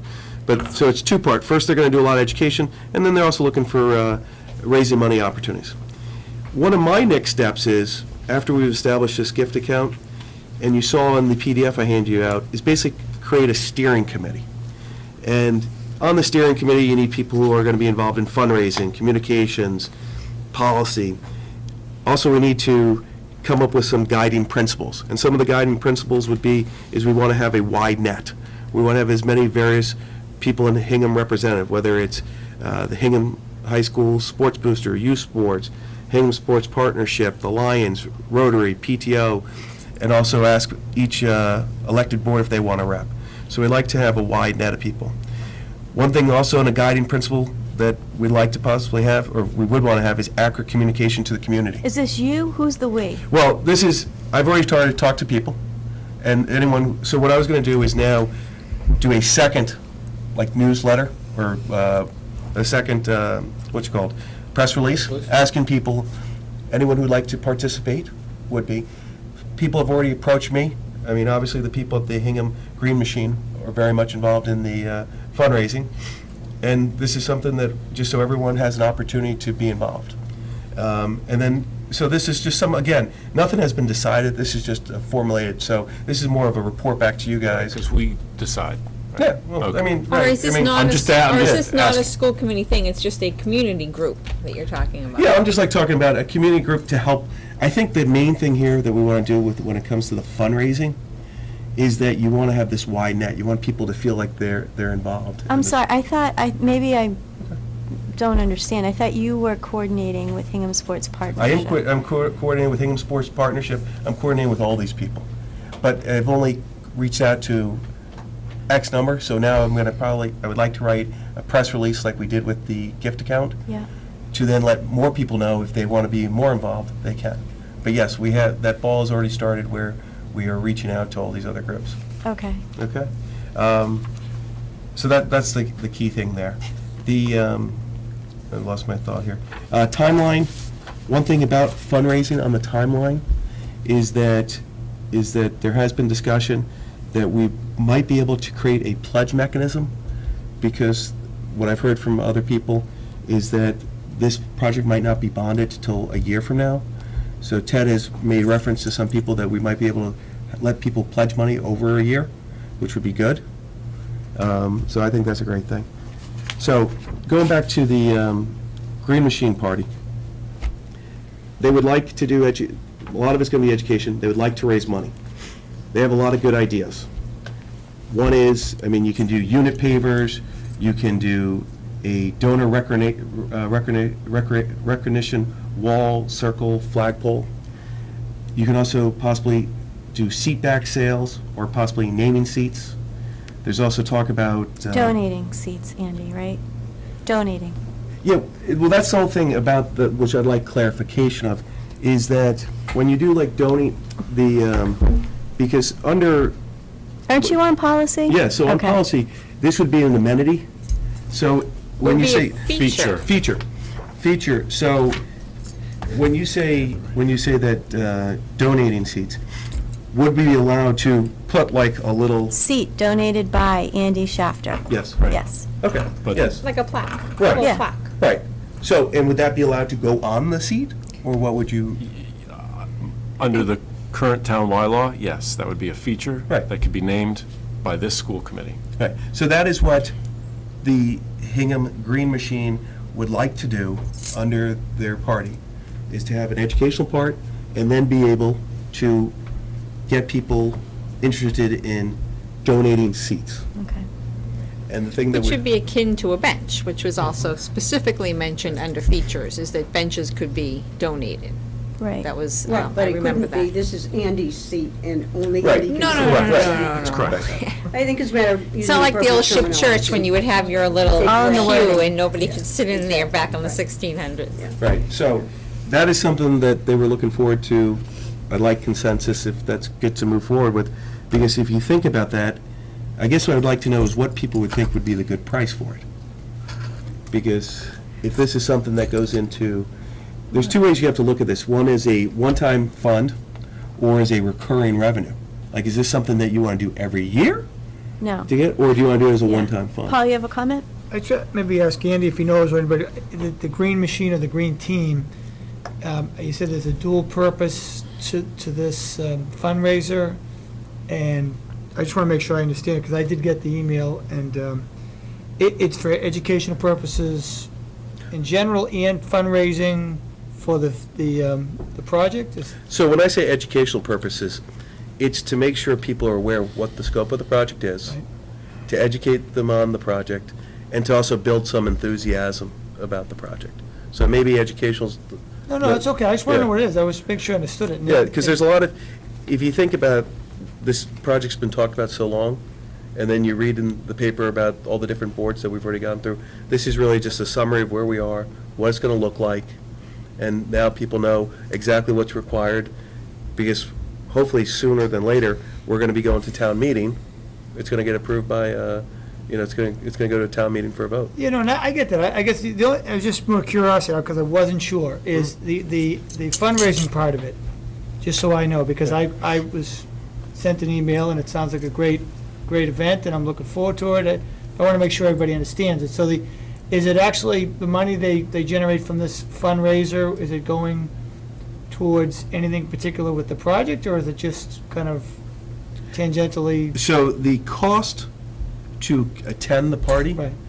is basically going to cover the cost of the party. So Okay. there might be a little bit extra, but that's not going to be the big fundraiser part. Gotcha. By being able to offer, how'd you say, seat, Feature? or not naming seats, it's seats, It's donated by. seat donated by little plaques, Commemoration. commemoration. Designation, yeah. If 1,000 people buy them, and just say hypothetically, if it's 250 or 500, that's a lot of money. And then, so that would be used, that would be donated to the town to offset the cost. Okay, and that's good. I understand that. I had looked briefly at the email, but I wasn't sure what the purpose of it, and it sounds good. And so did you mentioned the date. Is there a way that someone that maybe is watching could access that information? Because we've received emails. You can go on to the Hingham Sports Partnership website, and it's right there on their website. I think it's hsp.org. Yeah, or you could just go hinghamsports.com, and that's the kind of cash website for most of the Hingham youth sports in town that the Sports Partnership runs. And I heard that the seats are almost, Right. I mean, it's pretty much 1/3 of the tickets are sold already. And the good thing about, like with Hingham Sports Partnership right now stepping forward to us, is that they are a registered 501c3. So it's a way to collect money in a nonprofit, for a nonprofit. So, Can I clarify? Yeah. So this is a group of people Mhm. that is fundraising. correct, This is not us correct, fundraising. I just want to be clear. correct. So in terms of, I don't think we should be involved at all in deciding what the price is of, Well, or we have to how sort do of- we feel about that? Or is the group going to determine that, since they're the ones running this event? Well, we have to give them guidance, because if we're going to put these recognition little plaques on there, Yeah. we have to come up with a... Features belong to the project. Yeah, that- Yeah, So- I think really, we need to decide, a seat is X dollars, a brick is Y dollars, a flagpole, and whatever it is that we want to be, and we think is reasonable. Well, then we and probably then need to have a fundraiser come in and tell us we can do what the that too, going but- rate is for those types of things. Yeah. I'm not So sure. I've heard two numbers thrown out, 250 and 500. So if you have, and I think there has been some cost estimating that's been going on. Andy, do you have that? Well, if you take the entire cost of the bleachers, both sides, with the sound system, it worked out to be like $468 a seat. All of them included. Right. So I think what they were trying to do is, Cover the cost of the bleachers and the sound system?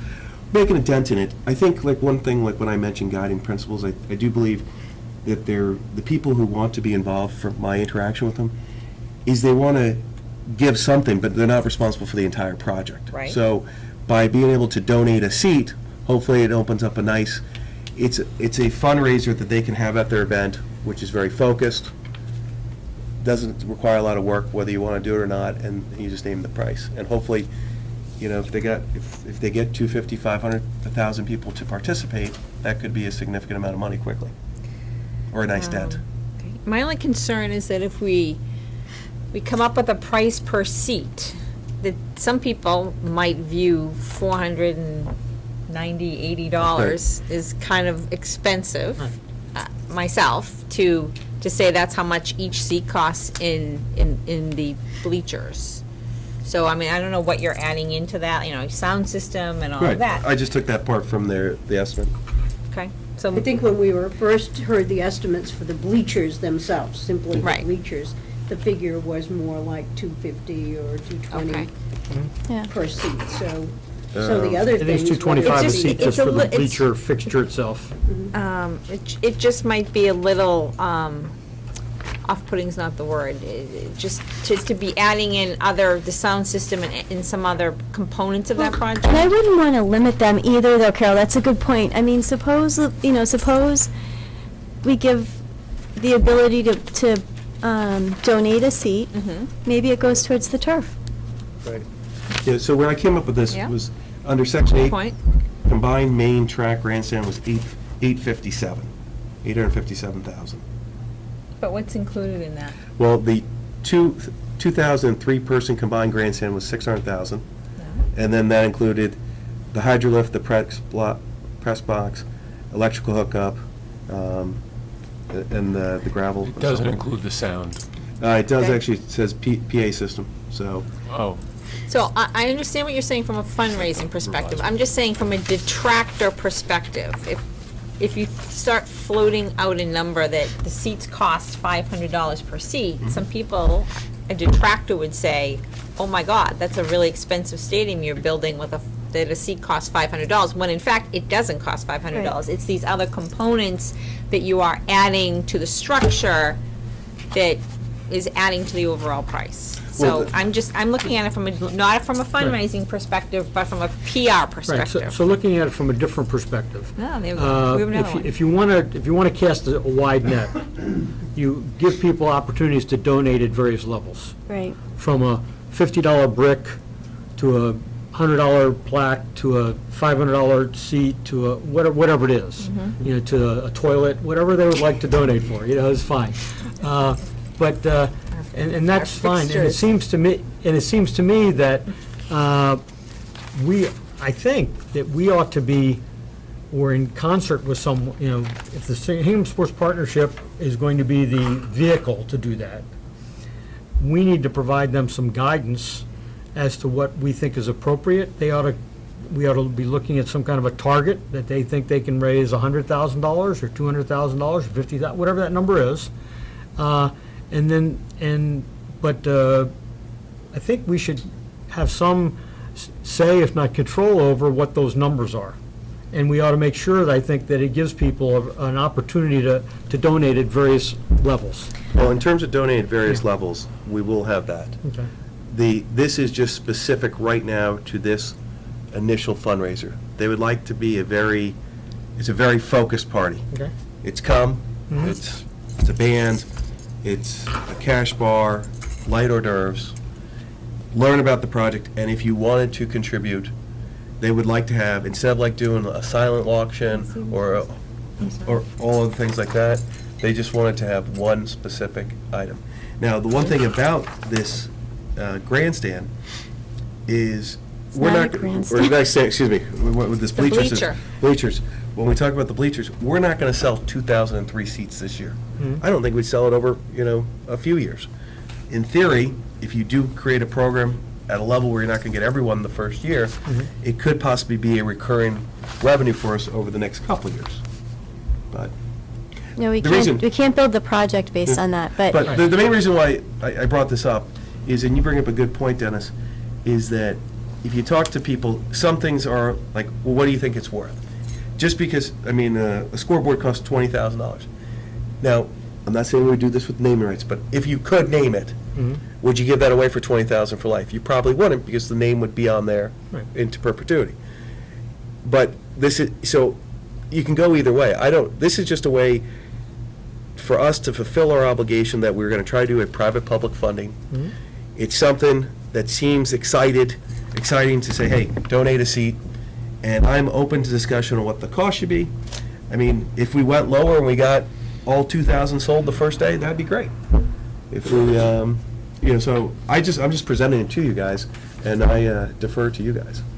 All right, so it's my understanding they also would like to have levels of donors. So like platinum, gold, silver, bronze, and then we could do the seats, right? And it was my understanding that they didn't have levels yet because they weren't sure where the dollars were going to come in. They wanted to wait and see where the dollars came in. Well, I actually heard that that was really, if they weren't allowed to donate the seats, they were not going to really do. I didn't hear. I thought it was one or the other, but I could go back and check. That's both. Okay, but there's also other things that they would like to do, of like you know, having someone donate the batting cage and other amenities and stuff like that. Yeah. But I think, here's what I can do for you, is, obviously, if everyone is excited or agrees to have the donate the seat as their primary fundraiser, Yeah.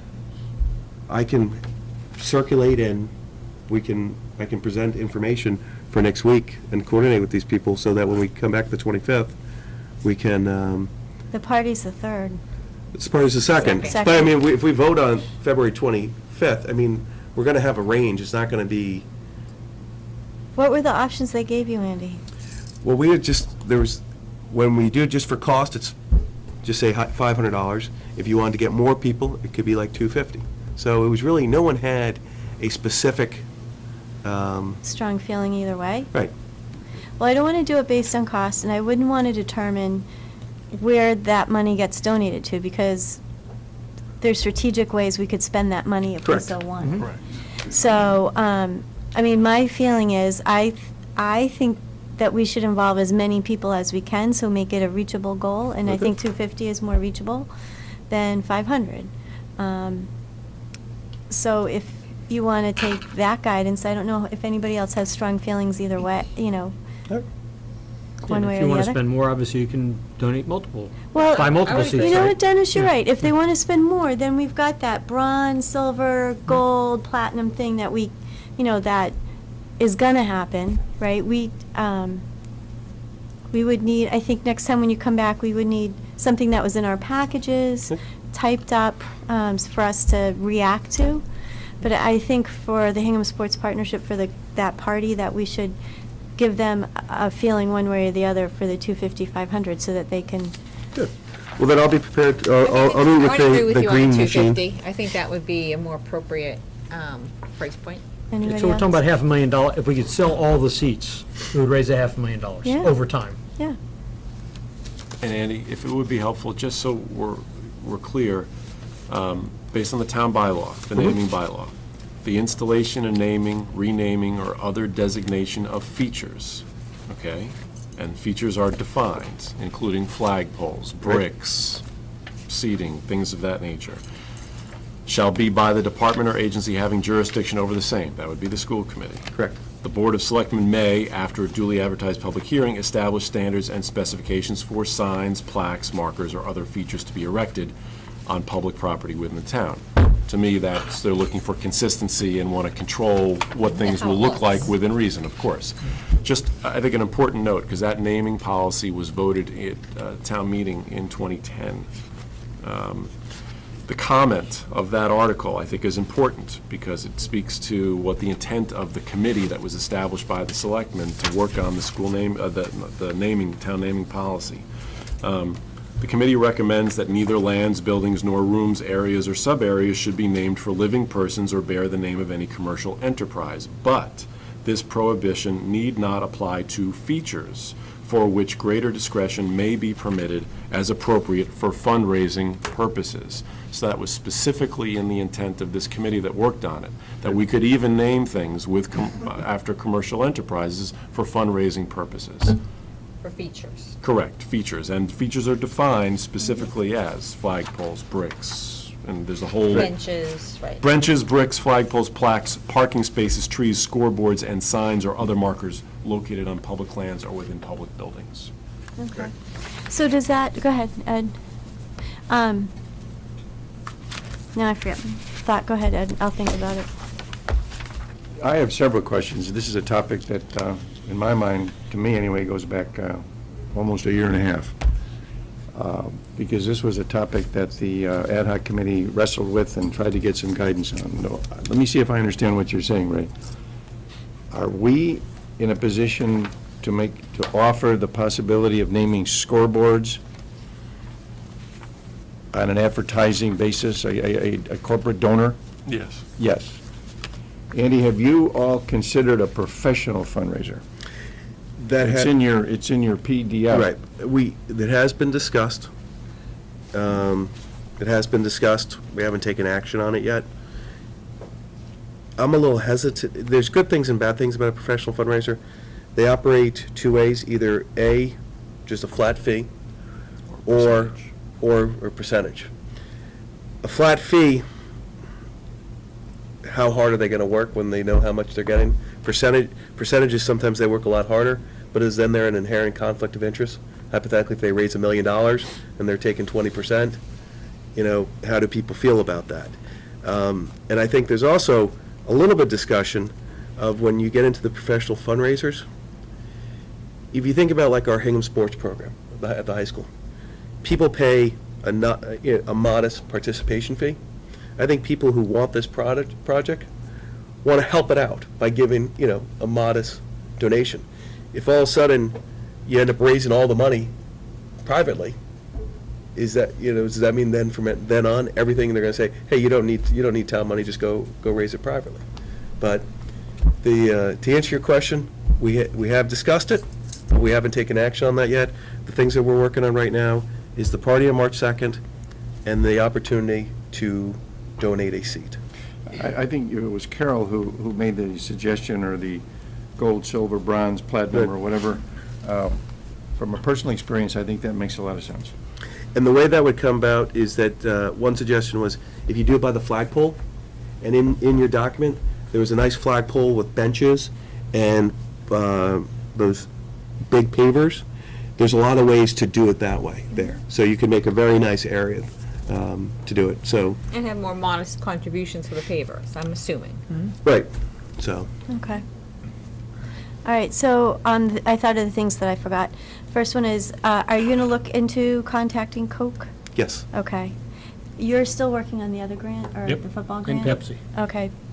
Yes. Did a little bidding war Who going you on Pepsi? here. Did a little bidding war going on. Well, and also, Personally, Gatorade, but that's owned by Coke, Yeah, right? whichever. Yeah. but also there's also another thing. There's another. Well, you don't like that because you're a dentist. Nantucket Nectar scored for me, I don't care. I'm easy. There's also another thing which I did not realize. There's a thing called the Federal Relief Grant Program. So all the, I don't know if we qualify for it, but all the landscaping we're putting in over by the abutters, technically, that Applies? that applies. We're putting a lot of trees in. Exactly. So the federal relief, I have to look into this federal relief. Okay. But apart from that, you may have people in town who are very green-oriented that Right. might make a contribution to a tree or for a Garden tree. club. Or a Exactly. garden club, or Right. just private individuals that, rather than a seat, they would like to buy some trees. Right, there or- could be- Well, that's there could why be I a wanted to plaque write along that the buffer, newsletter. right? That's why I want to do that press release again, to give people an update, just so they know that there's going to be plenty of things to do. Right. One thing you should be aware of, I'm not offended by this because I think it's good that you have some people trying to support us in their own way. Some people have approached Ted Alexiadis individually about naming certain things. Well, you know the rules, because Ray just read them to Yep, you. I know the rules also, but I just want to let you know, so if you think, I think it's great that people want to make sure that they hear it, not just from us, but maybe from another source, because I'm sure Ted's repeating everything that Ray just said, but I'm just letting you know that I have heard that some people have approached Ted Alexiadis directly about naming certain things. About making a donation and what can they, how And what they- kind of, and how they could be. or what their recognition Yes, can be. right. Okay, good. Okay. So Carol, two things that Yep. come to mind. One is, are we planning to propose some type of a fundraising number as part of the warrant? Because my recollection is on what we already approved, we said that lights would be raised. That would be something that would be funded privately, right? Yeah. If it's approved. So we've been working, Andy's been working with Hingham Sports Partnership. You know, they have a goal in mind. You know, we've just got to wait and see where it comes in at this point.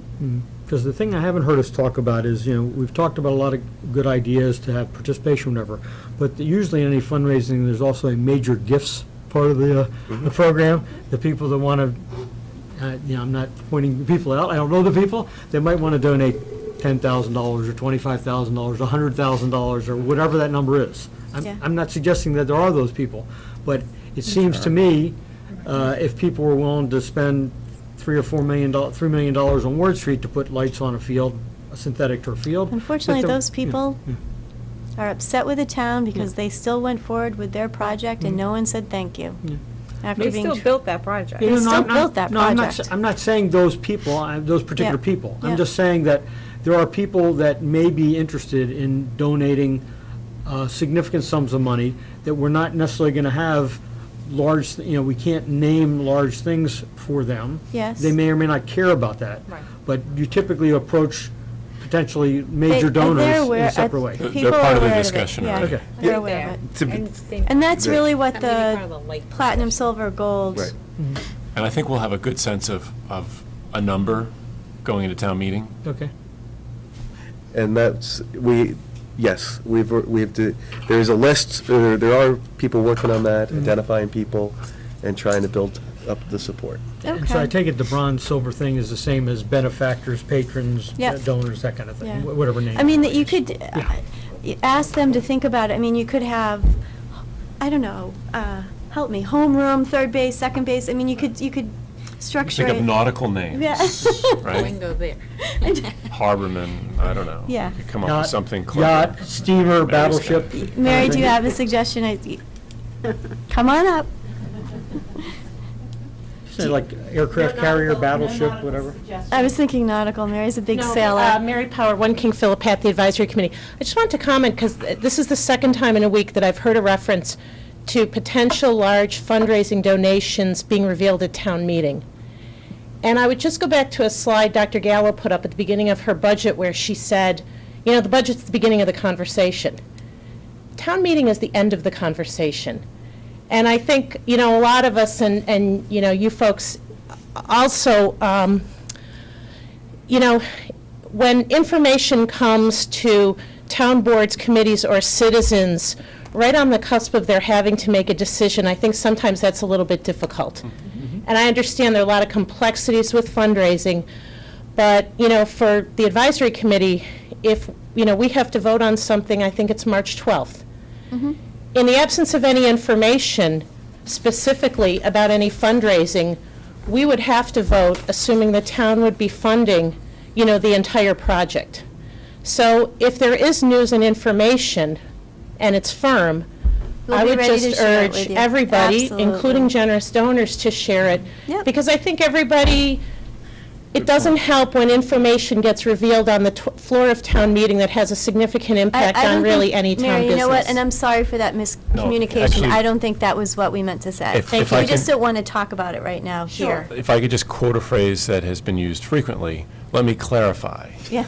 What I meant to say was, and I think I said by town meeting, what I certainly meant to say was that there are folks that are working on the structure of a donation or donations, and when it will be announced and in what form. We are not controlling those, but some of us are certainly talking to some of those folks, and we firmly believe that that announcement will be made well in advance of town meeting so that it can be factored into the town's funding plan. Right, yeah. And that's absolutely. kind of where I was coming from. That's what I Yeah. intended to say. Okay. Okay, let's move on. So, Andy, you're all set? You're They'll be going back to, here the 25th with a hard number for you. but tell me exactly what you're coming back with on For the hard number on, or a recommendation for the, to donate a seat price. Think we, You, did we give you some we gave you guidance? that Okay, feedback. you- It's 250. The only thing I have to check into on that part is to find out exactly how much it costs to make a little plaque and everything.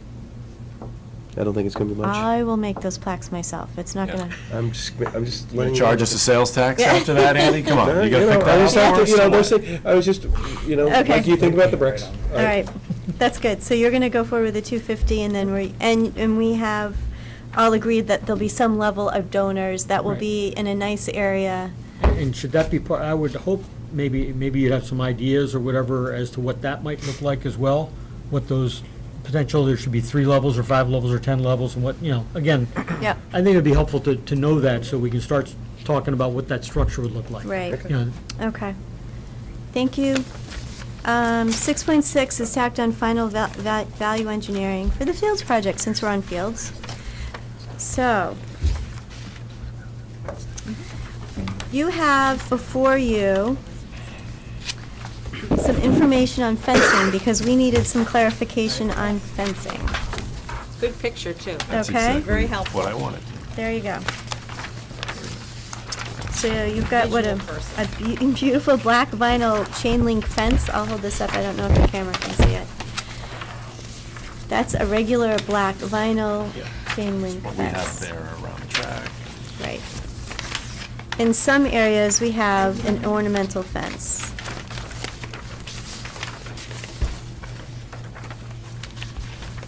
The cost change to go from the limited amount of ornamental fence that we have planned to the regular black chain link is $19,000. That's the total cost, Carol? That's a total change in savings. So just to be clear, the ornamental fence currently is in this red line, The north border. the north, Yeah. yes. And then, so you would have an ornamental fence there currently, and then chain link around the rest of the perimeter. Right. 4 feet, though. You have, and so that's, Four, some six, that's yeah. around, remember we talked about the field? Right. So keep people off of it? Right. Okay. And we all remember Margaret's comments, which were, please don't remove that 4 feet. No, there's Right. we're talking about two different things. There's Right. two different fences. There's a 4-foot Right. around the field, but then the outside is Is a different chain fencing. link. That's a chain link, right? It's around the field. Right. Is 4-foot chain link, correct. Okay. But then we're talking about we're talking about a perimeter outside. Which is 6 feet. Right. At 6 feet, that's Right. correct. And the outside perimeter fence is 6 feet all the way around, but only this portion will be ornamental? Correct. Right. That's, okay. Is that gonna look funny to have two different Was that- fences? I don't think that you'll really notice it. So they put ornamental, you have the ornamental gate and the gate areas. Yeah, I guess I thought the whole thing would be fenced by the ornamental fence, and that's why I wanted to see what it looked like to just make the decision on, I didn't realize it was gonna be a mixture of Well, ornamental at least the and chain two link. sides, the side along the sidewalk there, you know, the sidewalk to the from the parking lot, the south parking lot, Yeah. because that's all where you would see it. You know, You've got a gate over here, you've got, You're talking but about sort of parallel to between what- Union Street. yeah, right, exactly. Right. I remember there's going to be You're gonna have the trees. vegetation. You're gonna have the trees and the bleachers there, though, Dennis. Trees in that green space there? Yeah. Oh, so you weren't at Concom, and I'm sorry. Oh, okay, yeah. So we've been required to put Oh, okay. evergreens and trees. In that green space there? Got it. Okay. Carol, is the ornamental gate that's mentioned in 3 places, is this second photo that specific gate? Well, That's the fence. I No, think it's I don't an think so. Fence, but it example. I has don't gate think it's in a it, specific, I think it's an example. Which brings me to a question I had, the ornamental gate that's over by the bleachers. I thought at one time we said we wanted to, and that's where the 2 circles are, the other 2 gates, was where we wanted to funnel all the circulation from. the traffic, you mean The people where people enter, get the tickets will be taken on these 2 outside corners of the field. I didn't think we were ever gonna limit, So there was just, gonna be 2. there's 2 entrances. Yeah, because I thought There's 3 because I thought the idea was that we didn't want to have it over here because there's the driveway there and it's a real bottleneck. But we do need people. a gate there for A gate, yeah, access but to not the right. bleachers and so on. Right, but the ticket, I think the ticket-taking areas or whatever will be at these 2 circular things, right? Correct. And on the far side. Yeah. And remember, we decided not to have a ticket, Yeah, not to have a. it's just, Right. it's gonna be a Exactly. table. Right. So you could set up that anywhere, really. But Okay, you- the other thing that I have here to show you tonight are bleachers and costs, because Dennis had requested the cost of temporary bleachers. And I also want to share this, and I'll pass this around, but this is a picture of Duxbury's bleachers. And I think one thing that was not clear when we were in front of planning was when you have bleachers, what's colored are the risers. So what you'll see here are just, the color of the risers are painted in the school color.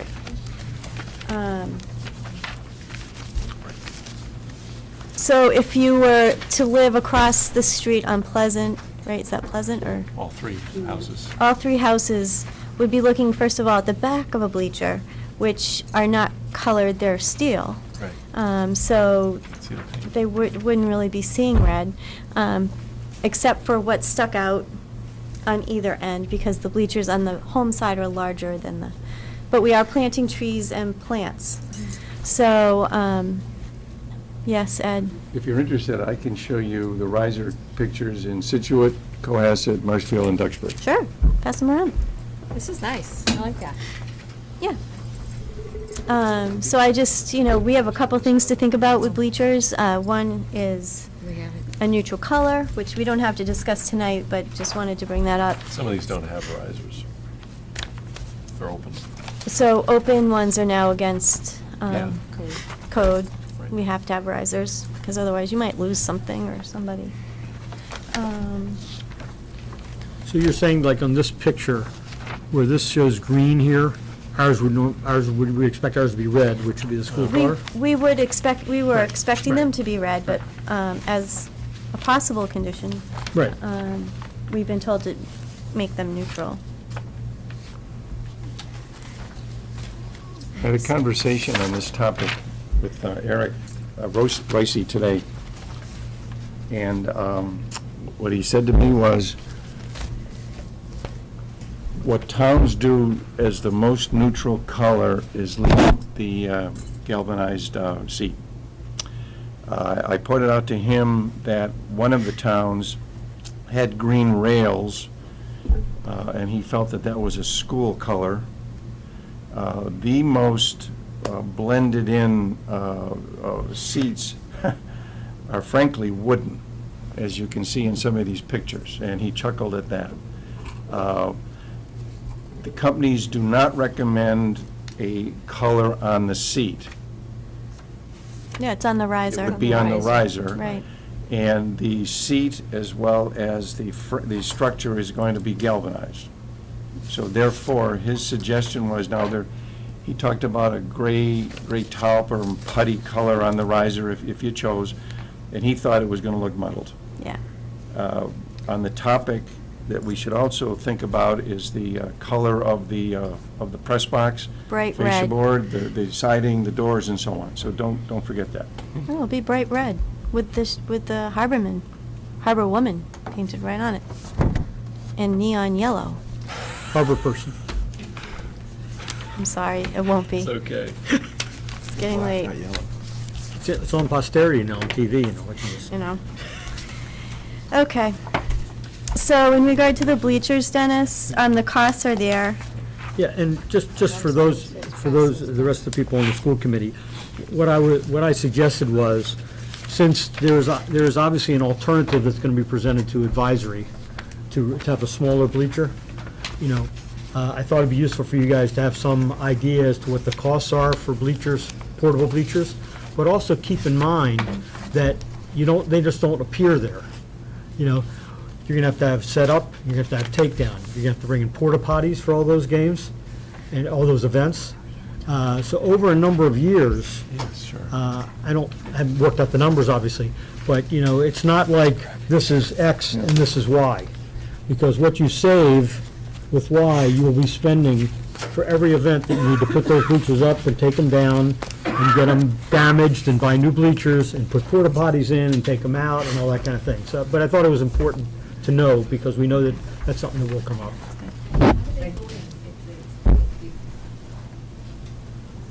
Bleachers are a... Laura, you know what? Sorry. I thought you were She gonna lie looked with at me it. saying, is this okay?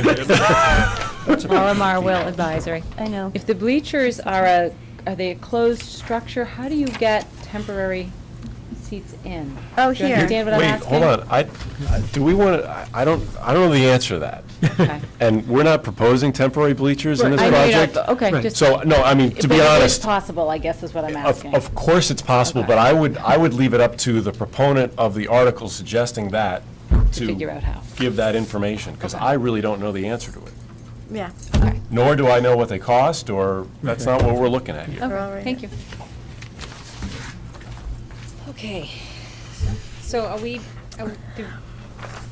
So I guess, Perhaps we should inform the proponent of the article as well, that I think part of the motivation for the temporary bleachers was because of the cost of the toilets and the concession building and all of that, you know, we have been able to reduce that by some. Yeah, we have an update on that. We shared that. You guys are stealing the thunder. you're just. We had a plan. We had a plan. Actually, it's Dr. Gallo's Yes. thunder, so. Go ahead. No, it's not thunder, but we did go back and appeal the planning board decision last week, and we did get some relief from the, because of the fact, new information, certainly to the plumbing board, that the 387 or so seats that are facing the track really shouldn't be counted in the seats that are around the new field.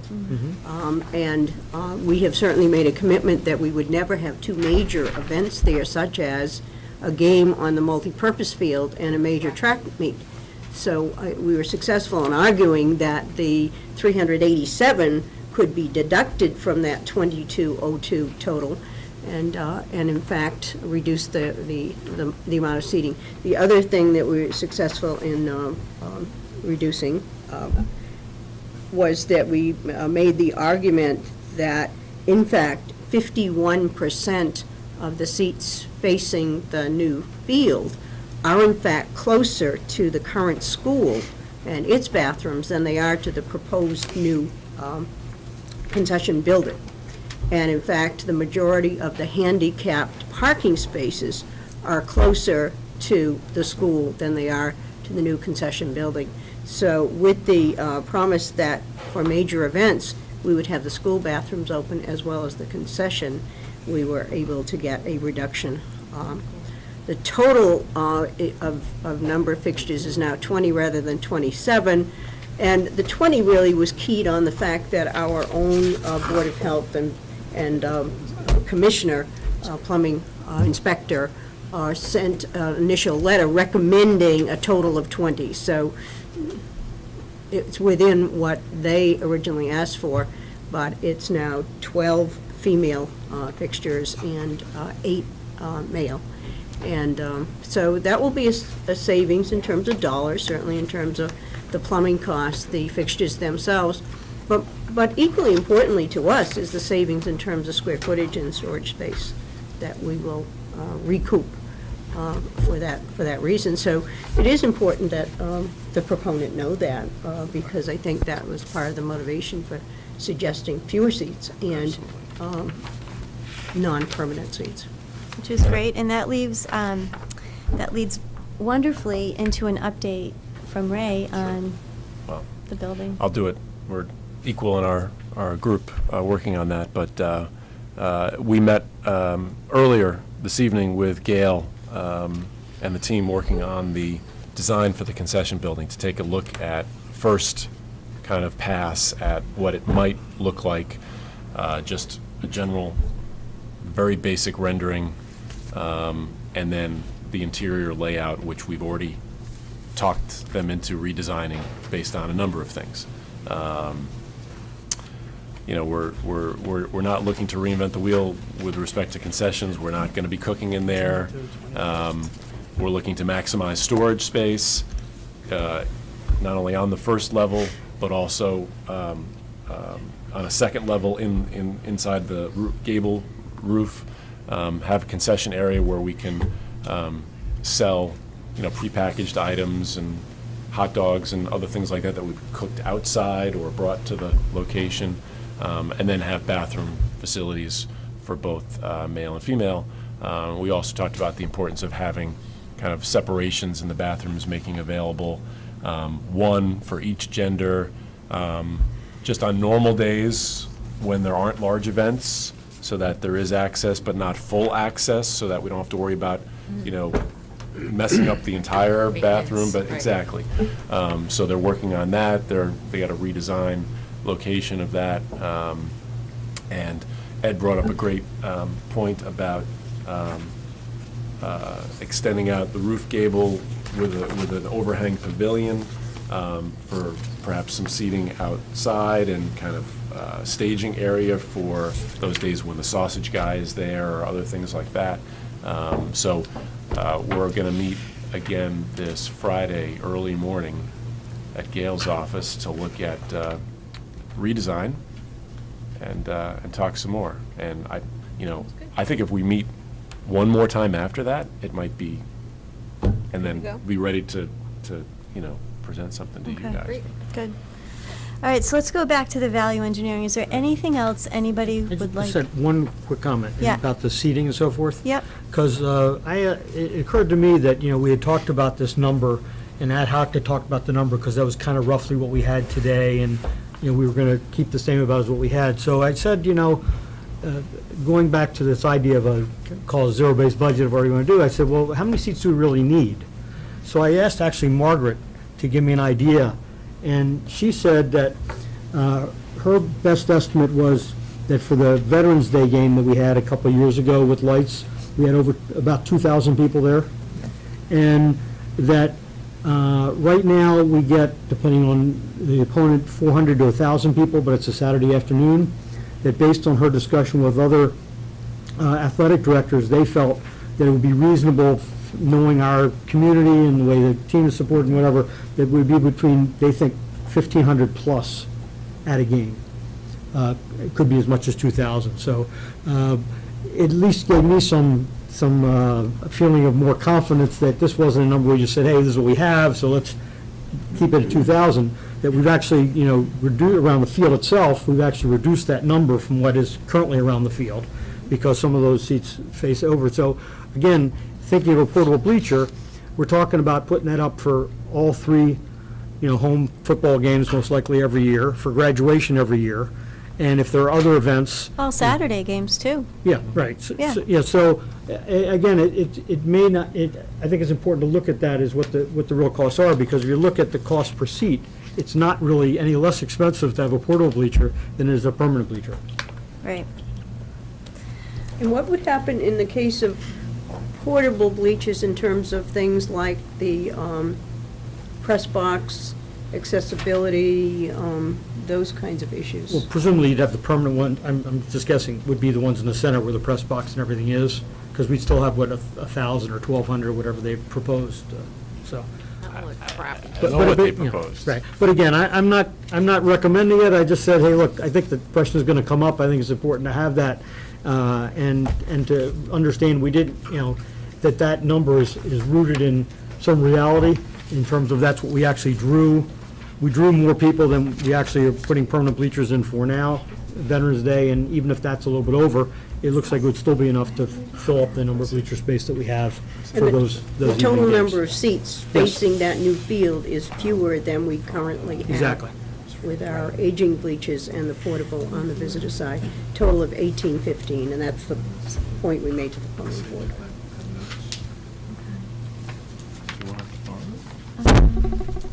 So I just want to make sure I have all the value engineering notes so that I can share it with Gail.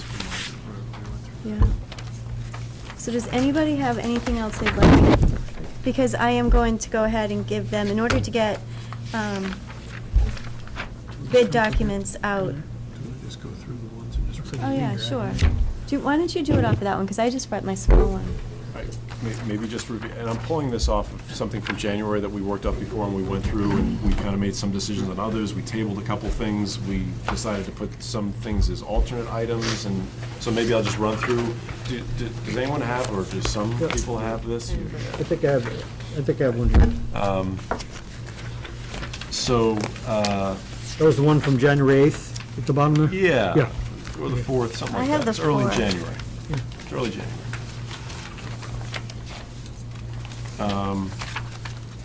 Okay, so, Top one, 3B, Roger said no. right, we can skip over that because that's a no, right?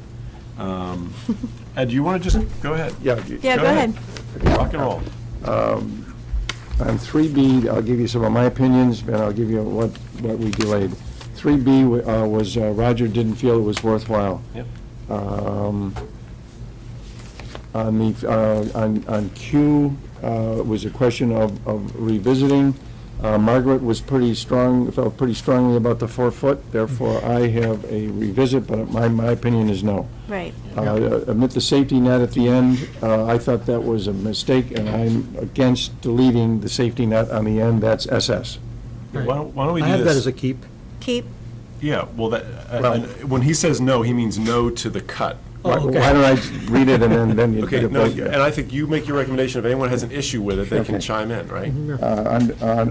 On the water supply, we omitted the water cannon, that's item V. Under field surfacing, paint fields, that was a no, we would not paint the fields. Wait a minute. Hold on, you skipped over the Fields and- water. Hold What on. about the water line? We did agree to omit the water cannon, but we tabled the water line to the field. Because we had some discussion about the value of keeping that in there, and I don't know that we came to a conclusion about that. They were talking about the water line tonight, weren't they? Making sure that we had a water line in the amenities building. Yeah, but we, There, But that's we have separate. to have water line, because it's. We have to have a water line there. But I think that's separate from this one, isn't it? right, think and we then were just that's right, and doing you a mentioned that we question could about tap whether off from they the could be the concession. same. Yeah, right? exactly. Yeah, A hose, we just wanted a hose. yeah, I think we can Delete omit D it, and W. omit it, and just confirm that we can there will tap be into water what with we, the from the spigot, yeah. concession, Yep. correct. Okay. Under Z, paint the field in lieu of woven turf striping, no. In other words, we're going to have. Keep it. Okay. Yeah. But my understanding was, when Margaret was here, that we would paint it only for 2 sports only, which I think is less than this $28,000. Yeah, I had that note as well. I disagree with Margaret on that, though. Because I think that's just, it's going to be more work on Was Paul's field. $7,000 a Sport. sport? Right. So it was 14, it was 2 sports, it would save $14,000. Yeah, And then football you and have to soccer. pay someone, What Margaret said was, So it would just last do the a season. basic striping. If you go to Hanover's field, they have it all inlaid, and it's, oh, wow, where's the out of bounds? What Margaret said is, it was paint a specific football outline and goal for Soccer. runner. I think football and soccer is what you Football and want, soccer. right? And then, Field and then hockey and other lacrosse games on. that she did say paint, but. And she this- said it would last for the season, Yeah. I Right. believe. I mean- think you get into a lot of extra work and labor. I mean, Z her- is suggesting no inlay, no woven striping, but Right. rather you paint for every game. Right, I think the question is really, what I heard from her, and she's not here, but was that it, for exactly what you were just saying, Ed, is that it's confusing to have all the striping there all the time, and that she feels it can be cost effective because you only have to do it for those 2 sports once a year. But frankly, my concern, if it were just the cost side of it, I'd definitely put it all in and let's not worry about it for 15 years. But I have some concern about, if she's saying that that would be her preference, all right, I will. why not to do it? So we'll go with 2 for now. I'll call her in the morning and just confirm with her. Is that okay with everybody? Well, I think she never liked extra lines in general, like when we were doing the short courts with the tennis thing. And granted, if you're not used to it, it's one thing, but, I mean, you're going to go through $14,000 worth of paint quickly. Even if she says it's once a year, we get rain like this, I just think all the fields have it, and you just get used to it. I mean, I think you should just get it done the way it's supposed to be done. I would go with all 4. I would support all 4 as well. I would support 2. Ed? I guess I've lost you here. Tell me what. 4 or 2? 4 or 2? For what? You want to have them inlaid all sports, or do the 2 as Margaret suggested and paint 2? I do 2, like Margaret suggested, 2 and 2. Like I say, to me, it's really not a cost issue, it's a usability of the field, so I would have to defer, if Margaret, that's her preference. I really have no experience there, so that would be my preference, but if you find out otherwise from her, I have no problem with doing all 4. Okay, go ahead, Paul. Are we 4-2 as of right now? Yeah. I was just wondering if I was going to have to. Well, yeah, I'm a little ambivalent, but I really, I don't feel like I know enough to make a decision Right. either way, so, I mean, if the decision's made, then I'm comfortable with the So majority. there's more 4s and 2s? It's pretty much even. Oh, I think it's 4-2 with the vote, isn't it? I haven't weighed in. Okay. I thought you did. I mean, honestly, I, 2 sounds good, but I mean, Yeah. I could go either way, that's my problem. So we're like 2. All right. So I'm going to change my vote. What? You're changing your vote. This Let's is get good. the show on the road here. Okay. What's your Unless vote? Margaret vetoes it, I'll do 4. Okay. And that Very was strongly. basically my, and that Feel was very basically my strongly comment. about it. Carol, I like 4 also just for the fact that then you have football, which is a boy sport, field hockey, which is a woman's sport, and then the soccer and lacrosse are both. So then it's even, all the way. Yeah, but isn't the girls' lacrosse wider than the boys?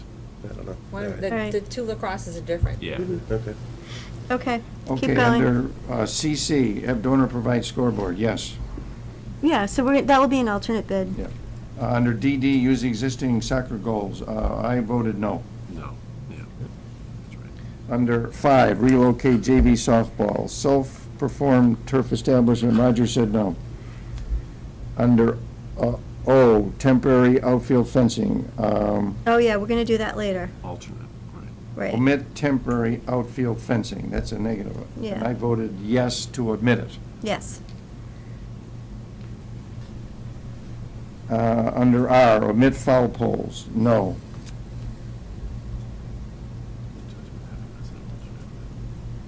But we were omitting. There was a note there about lower cost and maybe having a donation Yes. So all for the, Or at least have it as an alternate, is that Yeah. right? We'll have it an I think alternate. that Yeah, I think we want to be clear on what we're saying no to, and then, or make, omit from the project altogether versus having below the line as an alternate that we find a different source of funding for. right.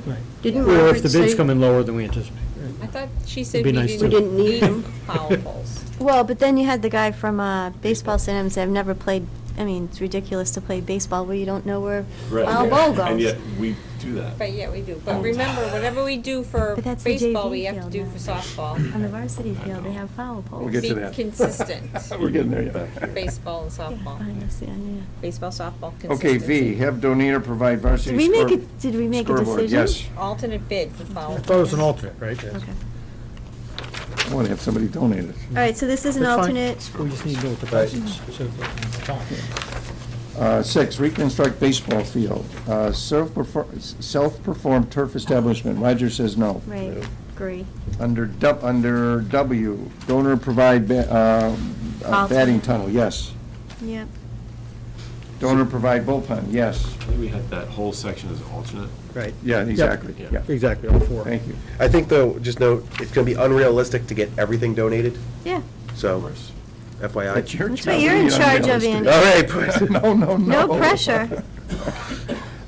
Number 9, visitors grandstand. A, 237 bleachers, ability to host, we want to keep the bleachers. Yeah. yeah, Yeah. I think we said no keep to both of this. those, right? Yes. yeah. And that's part of the base project, so Yeah. that's not an alternate item, that's. Number 11, southern parking expansion, self-performed traffic signage. I've got a plus or minus possible with the DPW.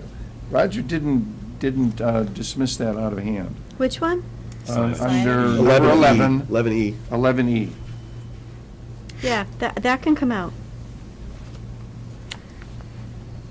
So that would be a yes?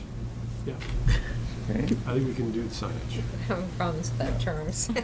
Under G, in town install granite curbing, plus or minus, ask Roger. I don't know if we've gotten a thought back Yes. from him on that. So I'm following up with, the granite curbing is mandated, but there's going to be some negotiation that goes on there. Okay. Right. So does that stay in? Yeah, it's going to stay in for now. Mandated on the street and the parking lot? I believe so. Okay. I think there's some coordination there. Okay. Okay, and then it's the same for number GG, concrete in lieu of granite, parking islands. Is that the same, going to follow through on that as well? Yeah. Yeah. Okay. And self-performed wood post and cable, Roger says no. Right. So And that- supplemental parking, self-performed traffic signage, I guess that would be yes, because we did some signage Yep. 2 notches above. Last page, under 13 landscaping. the bituminous in lieu of concrete pavers, I have yes. You mean take it out? Under 13, Yeah. Yes to keep or yes to take out? I have no. I thought we had. well, to go to bituminous, rather than concrete, in lieu of. Blacktop, rather than pavers. Right, and I thought we had said no. I had a note that we had said no. to that. And these pavers are where again?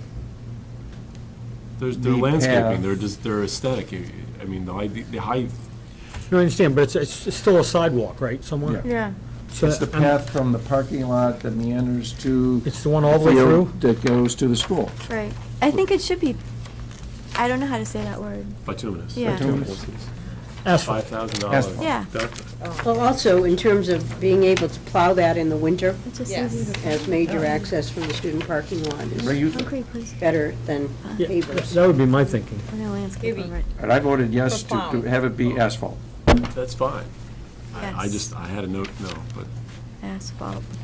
I mean, frankly, I thought it was remarkable that. That it was only that much little When we difference? redid Main Street, and they did the sidewalks, that they put blacktop down historic Main Street sidewalks instead of real concrete. And Roger said it's because of cost, and I get that, but it still looks terrible. Okay. Perimeter fencing. Permanent fencing, that's the, That's that $19,000 change, so. and I would suggest that we remove, delete, do away with the decorative fencing. All the way around? Well, there's only that one line, it's on the picture we have there.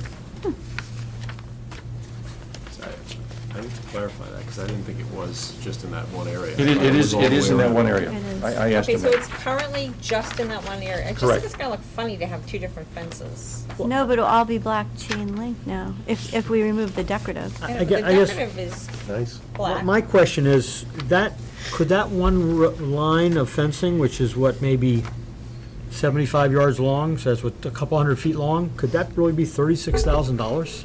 I think there's a disconnect there. No, oh, yeah. I mean, because it's, if the field is X feet wide, right? It's just 50 yards, 70, 60 yards. So I'm guessing it's about 300, let's say it's 250 feet. Even it's 300 feet at $36,000, that'd be. But don't you think it may mean the gates as well? The fact that Oh, he's maybe. marked the three gates Yeah, on maybe. here Yeah, you may be as right. ornamental, Okay. that they may be included in that total. Yeah. I'd be inclined to keep it in. You want to keep the decorative fencing? Well, I would be more inclined to do that as an alternate and see if we can get somebody to, I'm inclined. I mean, I'm just gonna say, at 20 grand's a lot of money, and it's really strictly decorative. I happen to think it looks really nice, and that I think it it looks should be there. great. No, I think Yeah. it looks great, but I think Yeah. it's gonna look a little funny to have one beautiful fence Right. here and then one chain link fence, even though it will be somewhat, covered Right. by shrubs. But if you were to I don't know take how it that's out, gonna- then we have to ask, what is the cost of keeping the gates in? In the chain, or having you a different wanted gate to with do chain that. link fence. This was done strictly for aesthetics. No, Yeah. I know. Right. One of the, and that just a point, if I could just say, and one of the things I mentioned in the design meeting that we had earlier tonight is, a lot has been said about, the area that this Right. property is in, right? It's near or borders a historic district. It's not in a historic district, but it borders a historic district. And there are many who are sensitive about how things look in that area, and it's a fair point to be, to some extent. And I think to the extent that we can make this look kind of more in keeping with the neighborhood aesthetic, if, a couple of dollars on an area of fencing that makes it look a little bit nicer from the street, Well, And you so- should put it then on the Union Street side and not on the side next to the high school. Ray, I agree. I thought it I was think you going should all the go way all around. the way ar- if I you're thought it gonna was do it. going all the way around. Well, again, it of seems to me. of all the spots that we are, Yeah, has I been wouldn't suggested spend to money us there. of the four, north, south, east, west, this is the least appreciative section for the neighborhood, because the neighborhood here is the school. I would agree with you. You're getting, none Right. of the, Meadows, Union, nor Downing is not going to see that at all. Yeah, but when you pull in and you drive in the You're parking not lot. going to pull in. But when you park here, then you see it. I mean, I'd be You park in the inclined to keep parking it lot. myself. I'm inclined to keep it. But if we're gonna keep it, put it all, I have no put it problem on the with it. But Union if- Street side. I But agree if you with put that. it on the Union Street side, people aren't going to see it. So I have a Because whole of different the visual question. landscape. I heard something in the past that the people said they wanted things to just kind of disappear. Yeah. So frankly, from, before we assume what the neighbors really want, if we decide to go, if that's the kind of the determining factor, a determining factor, the neighbors may well say, hey, look, I just want a fence that kind of disappears, or is not, doesn't bring attention to itself. I don't know that. If it were from an aesthetic point of view, there's no question in my mind, it looks a heck of a lot nicer as the decorative fence. And I did, by the way, just go back to the old quote, and the decorative fence is in fact $120 a lineal foot versus $55 a lineal foot for the Okay, so it's twice. other. So it is just the 300 feet of the, 300 feet of the decorative fencing at, is the $36,000. So that would, I assume that's just that run there. Okay. And the other is $55 a lineal foot. I gotta tell you, I really don't care. I think the chain link fence is fine. But 300 feet, that looks like a lot less than Ed, do you have the pictures of the, 300 feet. Well, because The other the fields? field itself from here to here is probably about, if a football field's 50 yards wide, so that must be about 70 yards is what I'm guessing, from sideline to sideline, and then the fence goes past there another X. So, and, you know, it goes way over here, so that's probably another 30 or 40 feet, and it goes over there by another 20 feet, so I'm guessing. I think this particular, this particular idea was tied in to something similar to what Ray just picked up. So that's Situate. I know that, but That's in the Situate course has- of the ad hoc, Here. we There's had two of talked them, about Carol. You having see two of them. gatehouses On this where side. now there are circles, Yeah. and they were deleted, but part of that whole link. presentation, gatehouse, and fence, what remains is the fence. Chain link, when this says chain link and a lovely gate. That's galvanized chain link. We're black. I think, I myself would rather see us be consistent with one fence all the way around, and I actually think the black chain link will probably fade more into the. Well, that's my thinking, I agree. and that was what I remember hearing at one time, that And the it's less neighbors money. said, right, just let it fade away. Saving 20,000 is good. Yep. Okay? We all right? But we need to clarify the gates. Yes. And what about the brick columns? Yeah, and what about the brick columns? That's, Because I thought the thinking was I that the like brick. the brick Well, and there you go. See, you can't have them both, because the brick columns with the chain link fence are just gonna look silly. No, they're not. Look how the galvanized looks without gatehouse. And I think that is kind of what That's- helps Because add it has to that little. what it looks like in the. Column on it. That has a column on it, that's why it looks nice.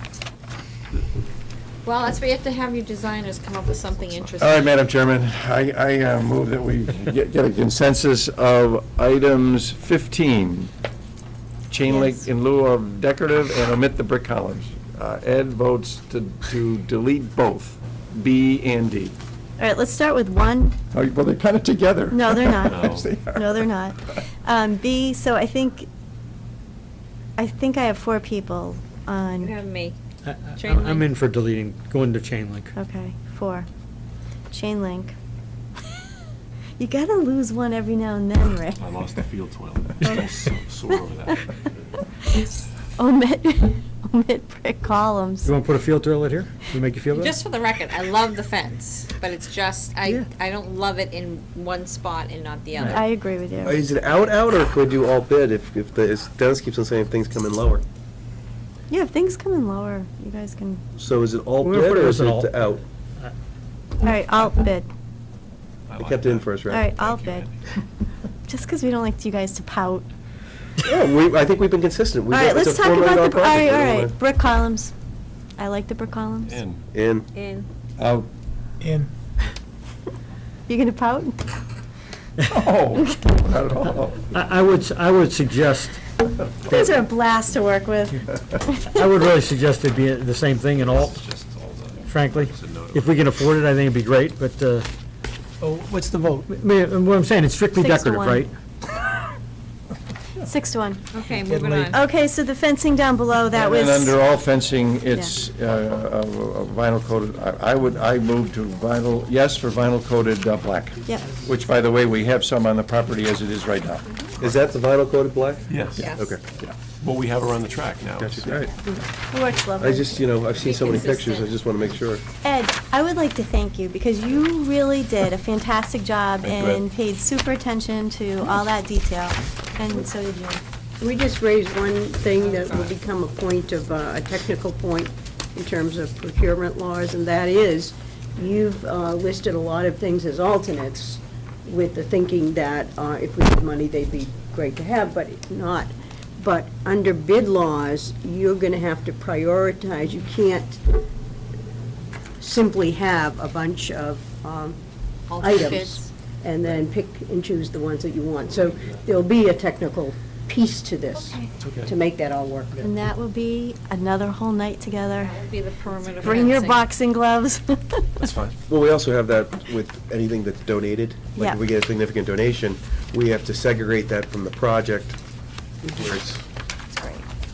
Okay. All right. I brought so many notebooks with me today. What did we decide on 6.7, neutral color?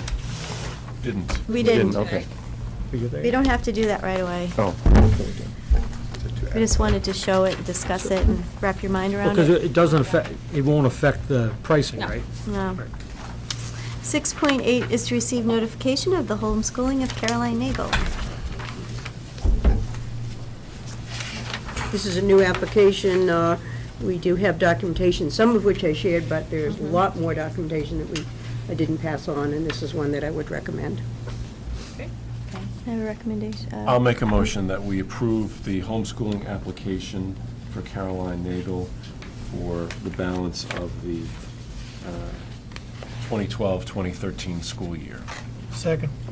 All in favor? Aye. 6.9 is to receive notification of the appointment of Edward Kyle as a long-term sub. It's business education up at the high school.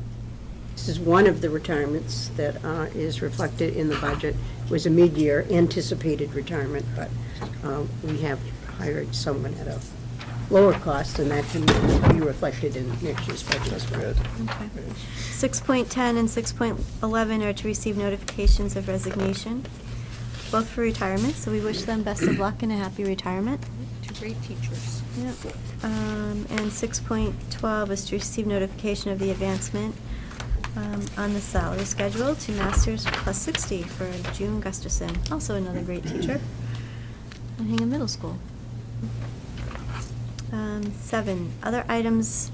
I that was- have one thing. So we got our Hingham High School circular or whatever, and there was this thing in the middle about the signing up for school lunch thing and getting money in your accounts, whatever.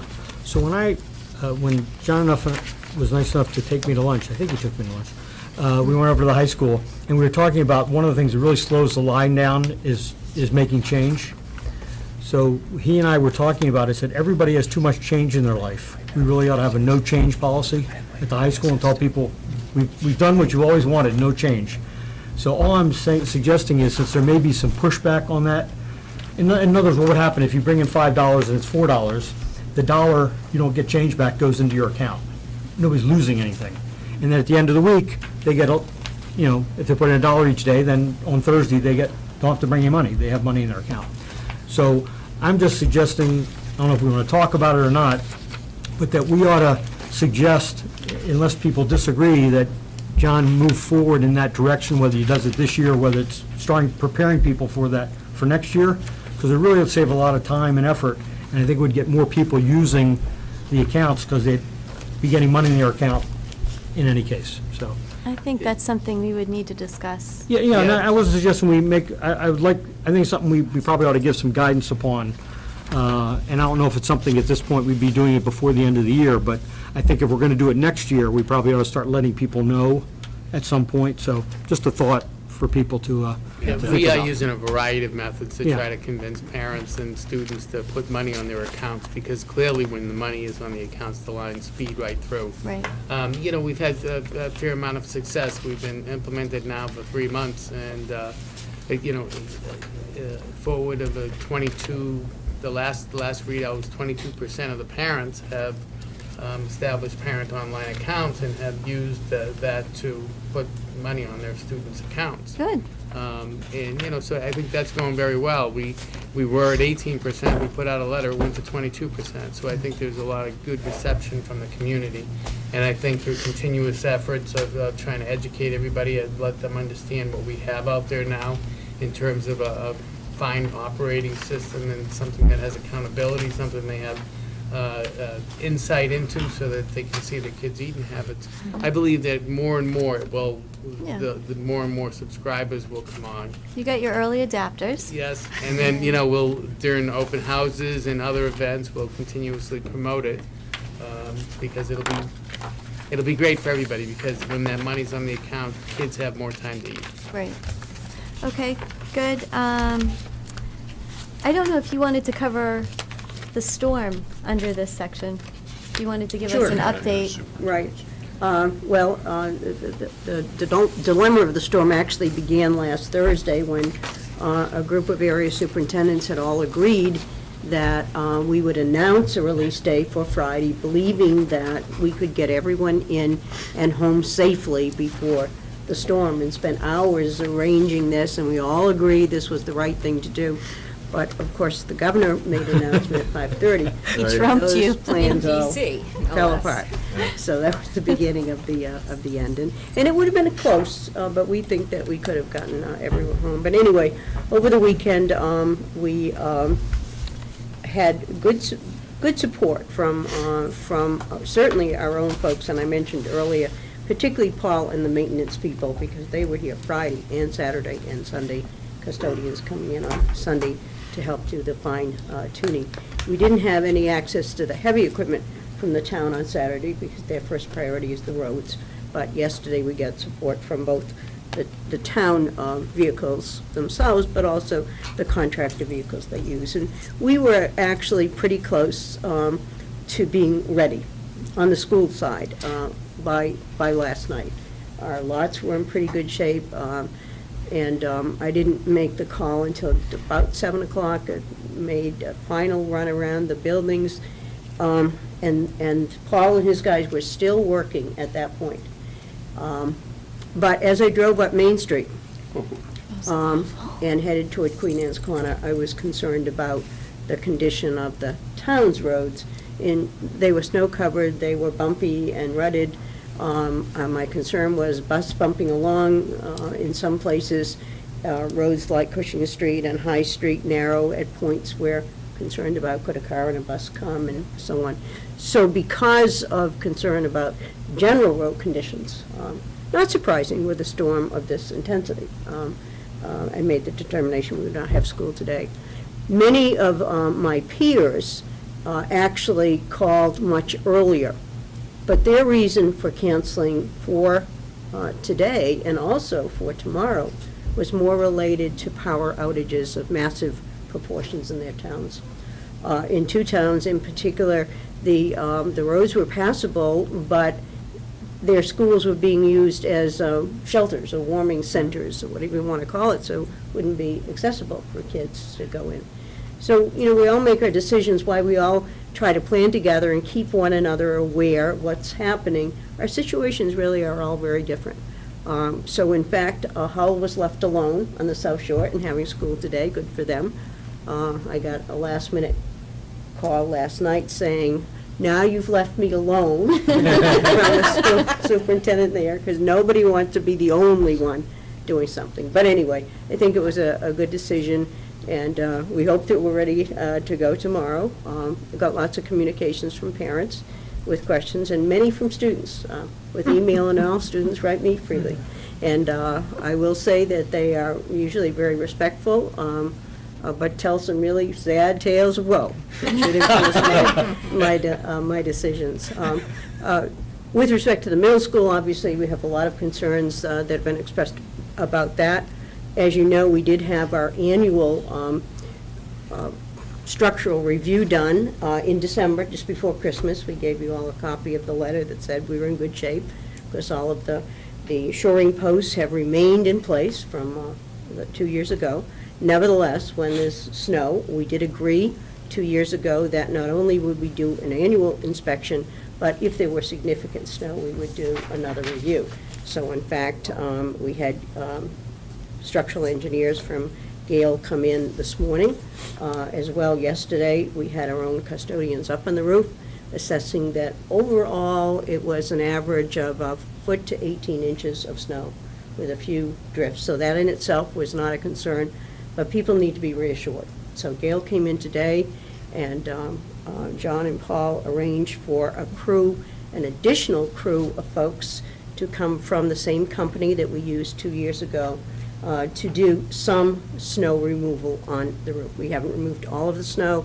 That wouldn't be really realistic or possible, but prior to the storm on Friday, they were up on the roof opening the drains, putting markers so we know where the drains are, so as the water melts, it goes down, and it's not pooling and so on. So I think we've taken a lot of reasonable precautions that should make people feel good about that. And in fact, Roger did send out an email today that I thought was well worded, letting parents know what we had done and that we feel comfortable. This continues to be a safe, although not attractive, building. And a young man in the 8th grade wrote me this evening, and he said, I'm scared because I was in the building 2 years ago when I was in the 6th grade, and so is it really a safe building? So I gave the whole list of things that we had done and reminded him at the end of two things. One is, 2 years ago, we didn't have structural supports in place, and 2 years ago, we had more than twice the amount of snow, 4 successive storms, rain on top of that, and so we are much better shape than we were before. So we feel good about that. All of you should feel good and reassured about that as well. But all in all, big tasks for folks on the town side and our side to get where we are. And I know that people are still moaning and complaining that things aren't as clear as they might be, but given how much snow we had, big thing. And we also, once again, were fortunate not to have major power outages, except at my house. You know, we had 2 nights without heat or power. But in general, we did not have massive power outages, so that was a good thing. Great job by Hingham Light once again. We're open tomorrow. Yes, we are. Good. Yeah, And you know, spreading a news. couple of people have Luke, said, is when are that- you going to make the tax alert? decision? The problem with the putting notices about being open rather than closed on TV and the radio is all those systems are automated. So when Ellen calls in, you pick your choices, closed all day, delay, early release, whatever. But if you put that band, if you put Hingham there, and even though it says Hingham is open, many people are just reading to see their town. And so I tend not to want to do that. We did put it on the website, but so I wouldn't generally make an announcement that school is open, but rather that school is always open unless it says that we're not. But the automated system, while it makes things go much faster, is challenging because any unique situations you have, you simply can't put there. Over the weekend, our website was down, and initially, and that limits our ways of informing people. Initially, Joe Andrews thought it was that needed to be rebooted, which he couldn't do until he got here this morning, but found actually the air conditioning in the room had failed, ironically, in the middle of a blizzard.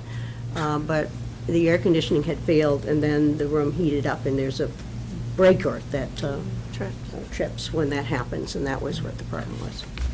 Didn't that happen one other time? I think so, recent, like in the past year. I would think that's not unusual, you know. Is there any kind of like a fail-safe on that? Well, that's what penalize? happened. And so it shuts down the system, But and does that's why it the website. notify the custodian? I don't think there's any kind of an alarm. Is it at the high school or is it here? It was at the high school, but remember, nobody was in that building from about 1 on Friday afternoon Perfect until storm. Sunday morning, so. Okay.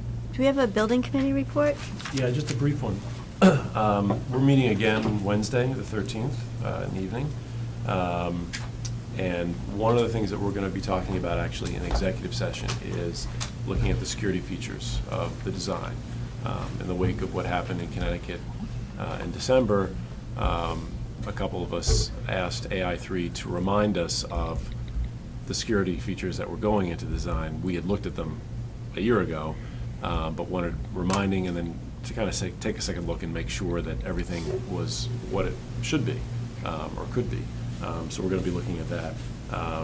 The other thing is, the steel is progressing nicely after taking a little bit of a hiatus. It has resumed, and the final beam has been delivered to the site. It'll be available this week if you want to go by and sign it.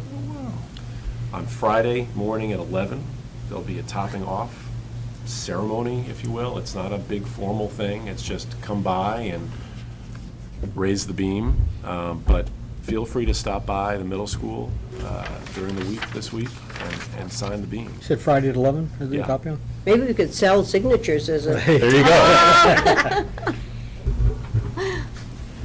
So that'll be a fun thing. I'll be there. I might even pull my kids out of school to watch it. That's all I have on that. Do you have subcommittee reports? Any subcommittees? No, policies meeting Wednesday night. Okay. Nobody? I have updated speaking notes from community outreach, if anybody's going to speak at any groups, that we'll be happy to share with you. Dot, superintendent's report. Oh, you have storm update. I'm sorry, I didn't read No, ahead. that's okay.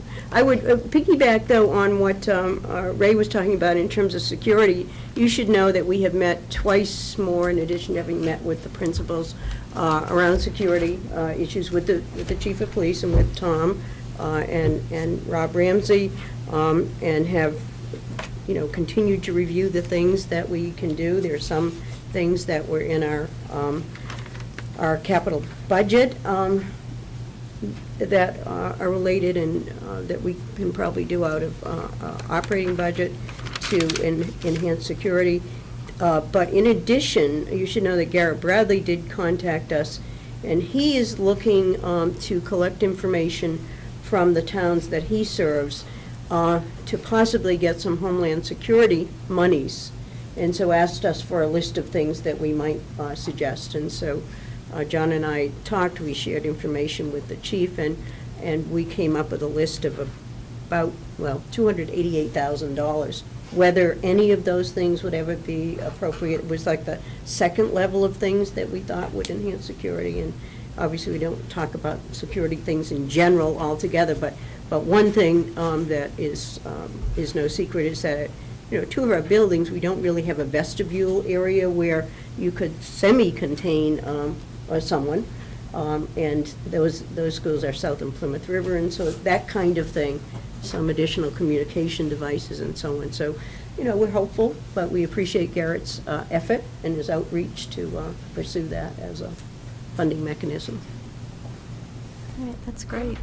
We have no need for executive session? No. Then we can adjourn. I'll take a motion. Can I ask two quick things before we adjourn? Two of us are scheduled on Wednesday to address PTO boards. If there are boards available, can they be taken to the schools? Sure. Did you get the community outreach speaking Yeah, points? I do. Okay. Mhm. Yeah, and we're, And Carol just said we were revising them, so we'll make sure you get them before. Yeah, because there's a Wednesday. budget update. Do we have the rendering, the overhead rendering? That could be something that'd be easy to carry then. Yeah. I don't even. Where you Who go is south doing? and- Who's doing the one I'm at not going to Foster March. I'm in going the to evening? middle school. Who's Carol, doing, I I'm think. sorry? Who's doing Foster's PTO at 7 to 8 p.m. I think it's Carol. on Wednesday? This Wednesday? I don't know that anyone, Yeah, Oh. yes. I'm going to the I think it was middle me. school. There were only two I left couldn't because I uncovered, had a and they're meeting. both in March, and one is East School and one is the high school. Well, what I was driving at is if I take the board I think it's you, at 9 Carol. a.m., who's doing the meeting at 7 p.m., I'll get it to her, Girls have a him or game. her. Carol. Which Carol? Yes, Carol. Okay. Do you need me to do that for you, Carol? Can you do that, or do you have a I'm the meeting? Foster rep, We have, so. what time is the meeting? Oh, we have our thing at 7:30, you're right. Yeah. What time is The Foster girls have a meeting? hockey game. What time is Foster PTO? It's 7 o'clock. I mean, I could do Can that you real go quickly. next month? Well, wait a minute, if, I'll do them. I'm open that day. Can you do both of them? Yeah. Oh, you're awesome. No, I'm not. Well, you could be, if you do We both should- of these. We should, Yeah, then you'll have the board. yeah. Say again? Can we get the overhead? I don't know, that's what I'm asking. What do we have in this collection? Where did that here? come from, Carol? The overhead that we used that caused the discussion about the The what? red wall? Oh, I have that in my PowerPoint. I can print that out for you. I've got that printed, but it's, Can you just send it to Gail and say, They have make large, this big? well, they were here how big is tonight. big? You want a 2x4, 3x4, whatever it is. Well, Ed, you have so many good things there. you got that. Unless they have a projector, and you could do it on the, and then if you do it in the PowerPoint, you could Better do off it on with the a projector. board. no? I think it's the kind of thing, if you had some of the renderings we have, just for people to pass around, unlikely to be a large Well, I audience, got a bunch of them, so- but I just was hoping to steal some of, whatever's in that. Sure, anything that you whatever's have. there, yeah. And they're light to carry because they're phone core. Okay. Which, was that one question? or Yeah, two? the other question is I went through the high school, the high school schedule for the month of end of March, end of February and February. It reminded me, since some of you are much more familiar with the magnitude of some of these activities than I am, that the word get passed to the high school calendar, that if it's a big event, that the possibility of a need for a detail. Okay. So we'll take that back to Paula, just to check the schedule. So we don't step on our toes. Yep, we'll take a look at it. Some of us have been talking Yeah. about that. Okay. Now we'll take a motion. I will, so I moved motion to adjourn. Second. All in favor? Aye. Thank you, everybody.